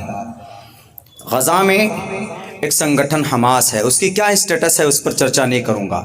وہیں پر فلسطین میں پورب طرف ویسٹ بینک کی طرف الفتح ہے اور ایک اور ہے، ان میں 24 کا آنکڑا انتشار ہو گیا۔ جب انتشار ہوگا تو اللہ کی مدد نہیں آتی، دیکھ لیجئے ہر جگہ پر ہے، یہاں پر بھی، ہمارے یہاں بھی آپس میں انتشار۔ تم ایسا کر رہے، ہم کرنے نہیں دیں گے، تم یہ کر رہے، میں تمہاری خبریں وہاں بھیجتا ہوں، رکو، تم پریشان کرتے۔ جہاں پر انتشار نے جنم لیا وہاں پر اللہ کی رحمت رک جاتی ہے، چاہے بھلے ہی کتنوں ہی مبارک جگہ کیوں نہ ہو۔ اندلس 800 سال تک مسلمانوں کی حکومت تھی، لیکن انتشار نے اندلس کو بدل دیا۔ اسپین کو نام لینے والا نہیں، مسجد قرطبہ کے اندر اذان نہیں ہوتی۔ قرآن پر آسانی سے آج لوگ ٹپنی کرتے ہیں، ہمارے پاس جوان نہیں، ہمارے پاس ایسے پڑھے لکھے نوجوان نہیں جو اس کا ایکسپلین کرے۔ بہت آسان ہے، جو آپ کے قرآن کو ٹارگیٹ کرتے ہیں، بھارت کے سمویدھان کو ٹارگیٹ کرتے ہیں، کچھ مشن لے کر چلو کہ ہم بھارت کے سمویدھان کو ٹارگیٹ نہیں ہونے دیں گے، قرآن پر کوئی لیگیشن لگائے گا تو ہم اس کو منہ توڑ جواب دیں گے۔ یہ جوانوں میں اور یہ اس قوم کے اندر یہ بھاونا ہونا چاہیے، لیکن نہیں، ہمیں اس کو کیسے پھنسانا ہے، اس کی مخبری کیسے کرنی ہے، اس کو کیسے جیل میں ٹھوسنا ہے، یہ دماغ میں ہمارا بھوسا بھرا ہوا رہتا ہے۔ مولانا عبداللہ فلاں تنظیم سے، مولانا عبداللہ فلاں تنظیم سے، یاد رکھو آج جو یہ قوم تباہ ہو رہی ہے، اس نے مستقبل کو نہ سوچ کر اپنے ہاتھوں میں چوڑیاں پہن کر بیٹھے ہیں۔ یہ اسرائیل کی تاریخ پڑھیے، وہاں کی گولڈا ماہرہ ایک لیڈیز نے، ایک عورت نے اسرائیل کی تقدیر بدل دی۔ کس پر؟ نبی کی سیرت پر چل کر، نبی کی سیرت اور سنت کو 4 سنت پر عمل کرتے ہیں۔ دنیاوی اعتبار سے کون مصر ملک اسرائیل کے یہود، بھلے ہی وہ مغضوب قوم ہے، مغضوب علیہم قوم ضرور ہے، لیکن دنیاوی اعتبار سے وہ قوم آج طاقتور ہے کہ نہیں ہے؟ سارے عرب کنٹریز کے، مسلم ممالک کے، سب کے منہ میں نوٹوں کا بنڈل تھوپ دیا ہے، بول نہیں سکتے۔ آپ کو پتا ہونا چاہیے 1967 میں جب جنگ ہوئی تھی، قطر نے صرف پیٹرول بند کر دیا تھا تو امریکہ گھٹنے میں آ گیا تھا اور کہا تھا کہ معاف کر دو عرب کنٹریز کے لوگوں، ہم اپنے دوست کو روک دیتے ہیں اسرائیل کو۔ آج کیوں نہیں؟ اللہ کے نبی نے کہا المسلم کجسد واحد، مسلمان ایک جسم کا مانند ہے۔ کیوں نہیں مدد کرتے؟ ایک جسم کے مانند کا کیا مطلب ہے کہ بچے لٹتے رہیں، پٹتے رہیں، مرتے رہیں اور تم بارڈر بند کر کے رکھو؟ کوئی بھی ہو مرنے والا، کہیں پر بھی کسی پر ظلم ہوتا ہو، اس کی مدد ہونی چاہیے، اس کا ساتھ ہونا چاہیے، کہیں پر بھی ہو، ہمارے دیش میں ہی کیوں نہ ہو۔ آپ دیکھیں گے ہمارے دیش کے اندر میں کہیں کہیں پر، یہ کیرلا میں کچھ دنوں پہلے سیلاب آیا تھا تو کتنی محنت کر کے لوگ، ہم بھی بہار سے پہنچے تھے کن فنڈ لے کر، آپ کے خود گودرا کے اندر میں پانی آیا، سیلاب آیا تو نہیں دیکھا گیا کہ کون مسلم ہے کون ہندو ہے، نٹو بھائی بھی تھے، آپ میں سے بھی بہت سارے نوجوان تھے، آپ میں سے بھی بہت سارے ایکٹیوسٹ تھے جو پانی میں گھس کر کے گھروں میں جا جا کر کے ان کی مدد کر رہے تھے۔ کیوں؟ اس کا مطلب انسانیت کا رشتہ، اس کا مطلب ہی یہ ہوتا ہے انسانیت کے رشتے کا کہ اگر کوئی پریشانی میں ہے تو اس کی مدد کرو، لیکن دنیا مدد نہیں کر رہی ہے اس پٹی کی، اس غزہ کی۔ تقریباً 2800 لوگ مار دیے گئے ہیں، 2800 بچے مار دیے گئے ہیں، اور تقریباً 4 سے 5 ہزار الجزیرہ کی رپورٹ ہے کہ مار دیے گئے۔ ارے آپ جو لڑتا ہے، مقابلہ کرتا ہے، جنگیں ہوتی ہے فوجوں کے بیچ میں ہوتی ہے، لڑیے اب فوجی لوگ آپس میں جو جنگ جو ہیں، معصوم بچوں کو مار دیتے ہیں، چھوٹے چھوٹے بچے، سر پھٹا ہوا ہے، چھوٹے بچے منہ کے دانت ٹوٹے ہوئے ہیں، ہاتھ ٹوٹ گیا ہے، ایک بچے کا تو چیتھڑا لے کر ایک آدمی ایسے کہتا ہے کہ دیکھو یہ۔ اور یاد رکھو جب ظلم بڑھتا ہے تو مٹتا ہے، پھر وہ جب خون ٹپکتا ہے تو جم جاتا ہے، جب ظلم بڑھتا ہے تو مٹ جاتا ہے۔ میرے بھائیوں، بس ہم وقت چونکہ بہت ہو چکا ہے، بس میں اتنا کہنا چاہوں گا، کسی پر کوئی لان تان نہ کرے، کوئی اچھا کام کہیں پر ہوتا ہے سپورٹ کیجئے، قدم بڑھا کر اس کو مضبوط کیجئے، اور کوئی کسی کو پریشان کرنے کی کوشش نہ کرے۔ ہمارے ہی برے اعمال کی وجہ سے ہمارے مائنورٹی کے لوگ پریشان ہو جاتے ہیں۔ آپ کا ساتھ دینے کوئی نہیں آئے گا، آپ کا ساتھ اگر کوئی دے سکتا ہے مصیبت کے وقت میں تو صرف آپ کا مالک، آپ کا اللہ دے سکتا۔ اس لیے رشتہ اللہ سے مضبوط رکھو۔ آج جو ہماری سماج کی بہنیں بھی مرتد ہو رہی، اس کا ذمہ دار بھی ہم ہی لوگ ہیں، ہم ہی لوگ اس کے ذمہ دار۔ ایک روداد آپ کو سنا کر میں اپنی بات ختم کرتا ہوں۔ وہی قرآن کریم کی تو وہ جو آیت تھی وہ تو رہی گئی، فَكُلُوا مِمَّا غَنِمْتُمْ، فَكُلُوا مِمَّا غَنِمْتُمْ کی جو غلط دھارنائیں پیش کی گئی ہیں، وہ غلط دھارنائیں غلط جانکاری کی وجہ سے ہے، ورنہ ویدوں کے اندر بھی کہا گیا صاف لفظوں کے اندر میں ستیم وبھاجانی۔ چوتھی آیت وہ لوگ پیش کرتے ہیں کہ فَقْتُلُوا الْمُشْرِكِينَ حَيْثُ وَجَدتُّمُوهُمْ، مارو مشرکوں کو جہاں پاؤ۔ یہ غلط ترجمہ ہے اس کا، یہی پیغام، یہ شترو کو مارنے کے لیے، شترو دشمن کو مارنے کے لیے، مشرک کو نہیں، مطلق مشرک کو نہیں، شترو کو۔ اس کے پیچھے کی ایک کہانی ہے پوری، وہ بتاؤں گا تو وقت ہو جائے گا۔ بالکل سیم یہی میسج یجروید میں موجود ہے، تُوَمْ تُوْرِيَتَ رُشَّتَهَا، شترو کے گردن کو مار دو۔ شری کرشن جی نے بھی مہا بھارت کے میدان میں، مہا بھارت میں پوری کوشش کی تھی کہ مہا بھارت نہ ہو، کوشش کی تھی انہوں نے، لیکن جناب اس کوشش کو نہیں روک پائے، کامیاب نہیں ہو پائے اس کوشش میں، تو انہوں نے ساتھ دیا حق کا، اور یوں کہا کہ اپنا جو تمہارے سامنے شترو ہے، اے ارجن اٹھو، کتستوا کشملیدم وسمے سمپستتم اناریہ جشٹم کیرتی کرم جنہ، مقابلہ کرو ان کا چونکہ وہ غلط پر ہے۔ لیکن آج دنیا غلط ہی کا ساتھ دیتی ہے، چونکہ غلط کبھی کبھی طاقتور ہوتا ہے، پاور والا ہوتا ہے، تو لوگ سوچتے ہیں کہ نہیں ان کا ساتھ دینے میں فائدہ ہے۔ ہمیشہ ساتھ سچائی کا، اچھائی کا دیجیے، غلط کا ساتھ مت دیجیے۔ وقتی طور پر غلط تھوڑے دیر کے لیے دندناتا ضرور ہے، لیکن جو باطل ہوتا ہے وہ ہمیشہ کے لیے مغلوب ہونے والا ہوتا ہے۔ حق ہمیشہ غالب آتا ہے، حق ہمیشہ باقی رہتا ہے. اس لیے ہمیشہ سچ کا ساتھ دیجیے, باطل کا اور جھوٹ کا ان کا ساتھ مت دیجیے. میرے بھائیوں, میرے ساتھیوں, یہ پیغام ہمیں لے کر جانا چاہیے. ہمارے مسلم بھائیوں کو اپنے قرآن و سنت کی روشنی میں اپنی زندگی گزارنی چاہیے, اپنی زندگی کا ایک ٹارگٹ طے کرنا چاہیے. ہمارے ہندو بھائیوں کو, سناتن دھرمی بھائیوں کو اپنے شاستریہ گرنتھ کے مطابق اپنی زندگی گزارنا چاہیے.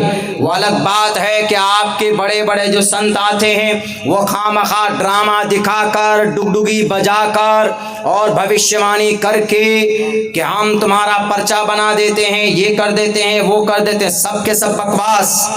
آیا تھا ایک انٹرویو جب اڑیسہ کے اندر میں بڑا کانڈ ہوا, ریل حادثہ ہوا, تو یہ گروجی نے کہا میں جانتا تھا وہاں کانڈ ہونے والا. وہ بناتے ہیں ایک پرچہ بناتا, وہ کہتا ہے کہ تمہاری ساری باتیں اس میں لکھی ہوئی, ہم نے تم سے پوچھا بھی نہیں ہے, لو لکھ کر بتا دیتے ہیں اس کو.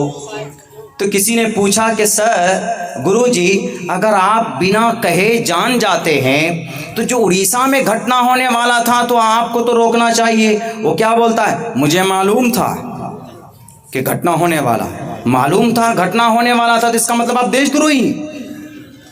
پھر کیا بولتا ہے, بولتا نہیں, جیسے کرشن کو معلوم تھا کہ مہا بھارت ہونا ہے, کرشن کو معلوم تھا کہ بھئی مہا بھارت کا یدھ ہوگا کورو اور پانڈو میں, لیکن ہم کرشن روک نہیں پائے تھے. ارے تو کرشن جی نے کوشش کی تھی, کرشن جی نے کہا تھا, سمجھایا تھا دریودھن کو بھی اور ارجن کو بھی, ادھر ان کے پانڈوؤں کو بھی کوشش کی تھی اس نے کہ یدھ ٹل جائے, نہ ہو, کوشش کی تھی, بولا تھا. آپ تو گئے ہی نہیں تھے, آپ تو مدھیہ پردیش میں بیٹھے تھے, اور اگلے دن انٹرویو میں بولتے ہم کو معلوم تھا کہ 2 ٹرین آپس میں بھڑنے والی.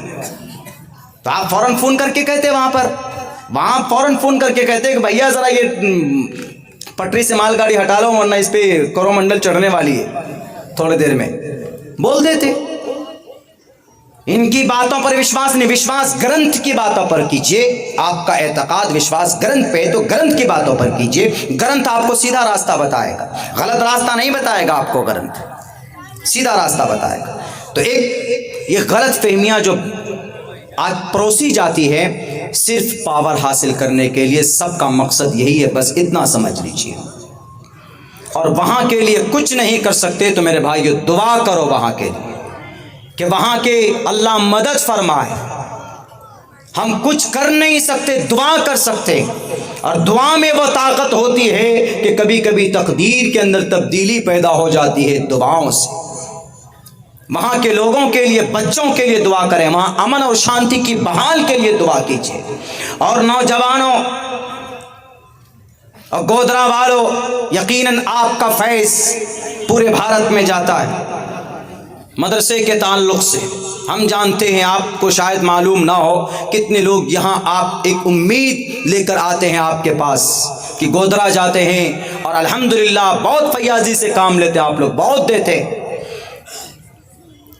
ہو سکے تو ایک سنگٹھن بنا کر علماء کرام کی نگرانی میں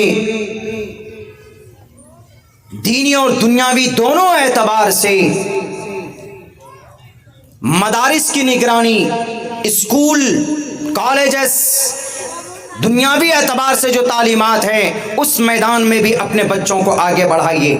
میں کیوں کہہ رہا ہوں یہ بات, بھیونڈی میں ایک لڑکی, وہ لڑکی ایک ہندو سے شادی کر لیتی, خبر پہنچتی وہاں کی تنظیم کو, تنظیم والے پہنچتے ہیں, کہتے ہیں کہ بیٹی تم نے شادی کر لی ایک غیر مومن سے, تم کو پتا ہے کہ بھئی مرتد ہونے کی کیا سزا ہے. اس بچی نے کیا کہا, اس بچی نے کہا کہ مولانا صدر صاحب, مولانا صاحب آپ آ جائیں ہیں ہمارے پاس. ہاں میں نے اس سے نکاح کیا ہے, اس لڑکے سے, اور وہ ہندو ہے, میں مسلم ہوں ابھی بھی, نہ تو میں نے اپنا دھرم بدلا ہے نہ تو اس نے بدلا ہے.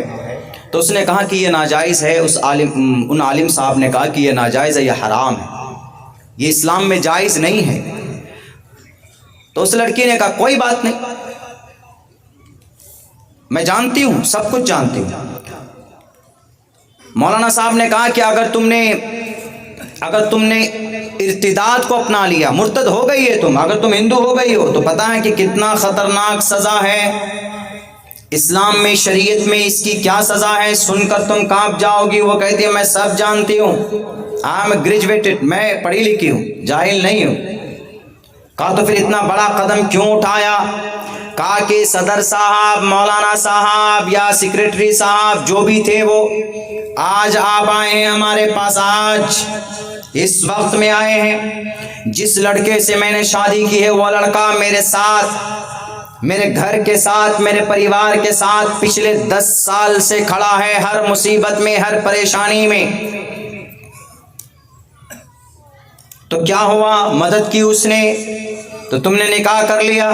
کہا نکاح ایسے نہیں کیا ہم نے, میں پچھلے 13 سال سے نکاح کے انتظار میں ہوں کہ میرے پاس کوئی اچھا رشتہ آئے تو میں نکاح کروں. کوئی مسلم لڑکا آئے, 2-4 آئے بھی تو ان کا ڈیمانڈ اتنا تھا کہ ہم دے نہیں سکتے تھے. کیوں؟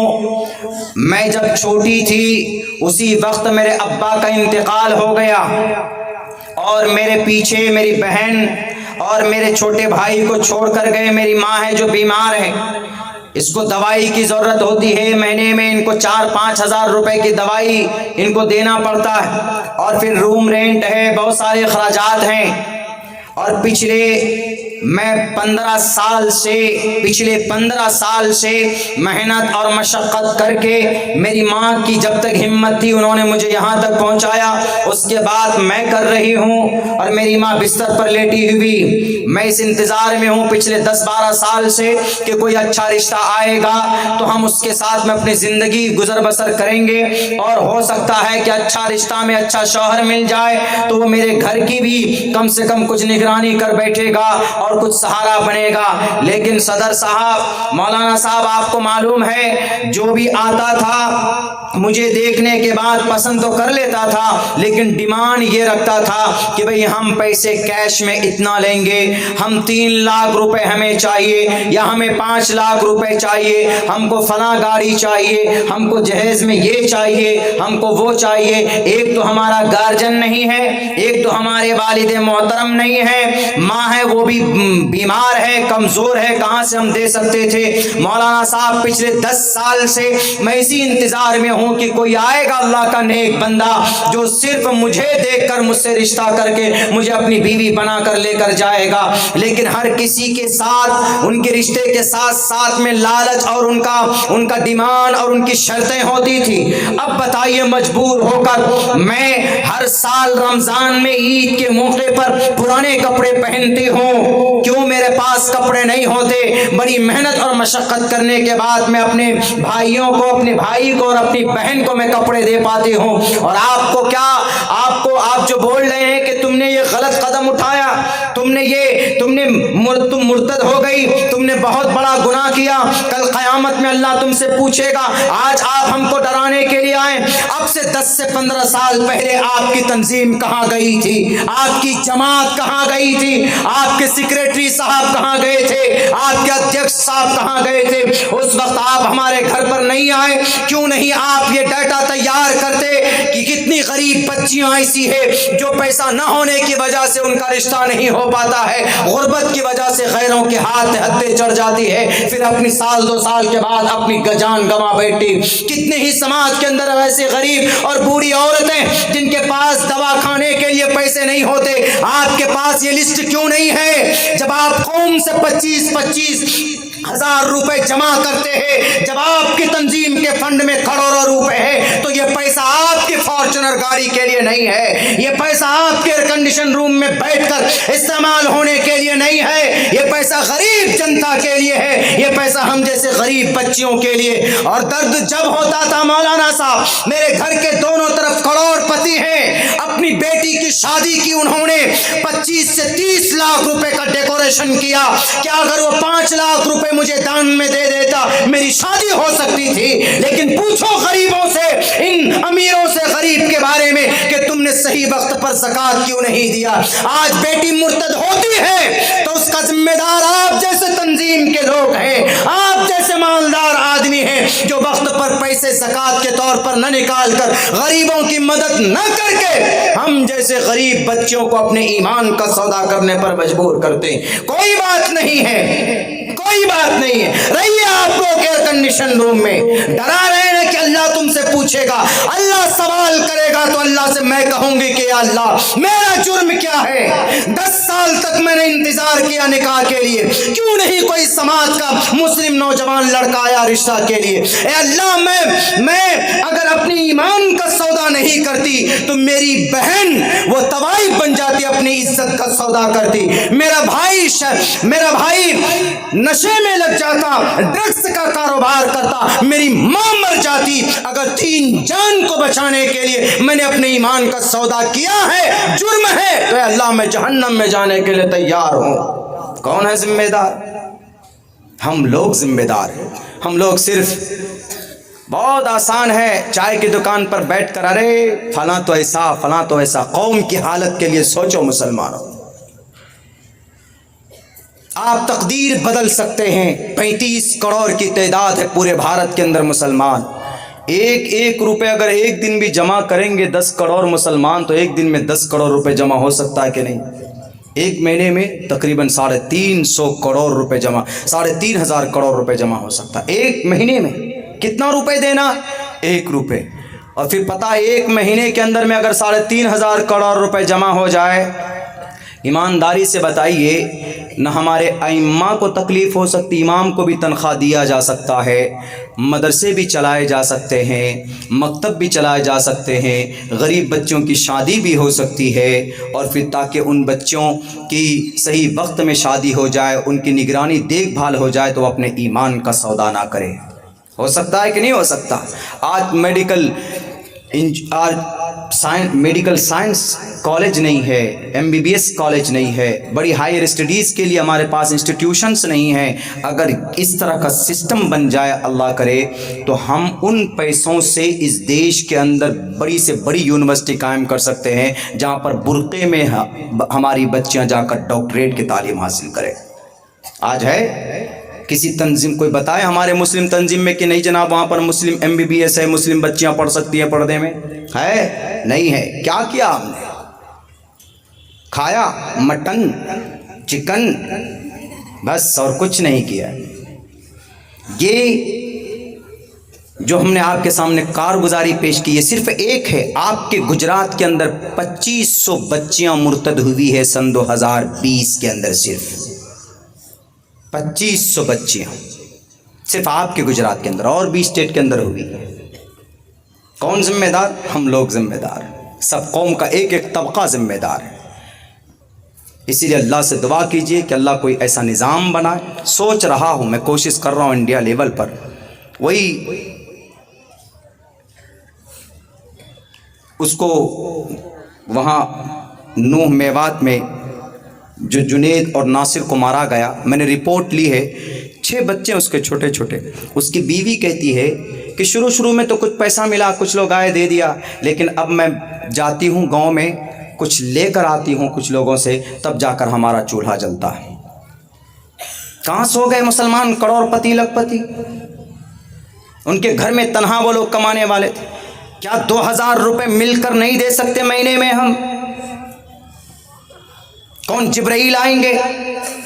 عمر فاروق کی زندگی سے سبق نہیں ملتا ہے؟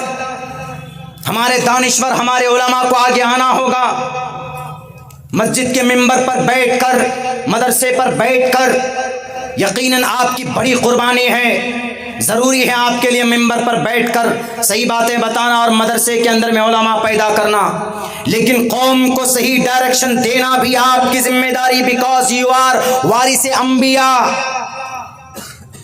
میرے سے آپ کا اختلاف ہو سکتا ہے، ہو کیجئے، لیکن آپ عمر فاروق کی زندگی بیان کیجئے۔ عمر فاروق کندھے پر اناج کا گل بوریاں لے کر جاتے تھے، کون غریب ہے جس کے گھر میں چولہا نہیں جلتا تھا تو فوراً پہنچاتے۔ امام حسین کے نام پر بڑی تقریریں ہم کرتے ہیں، اب بڑے جلوس تو ہم نکالتے ہیں، لیکن امام حسین رضی اللہ تعالیٰ عنہ کا ایک نام ابو المساکین تھا۔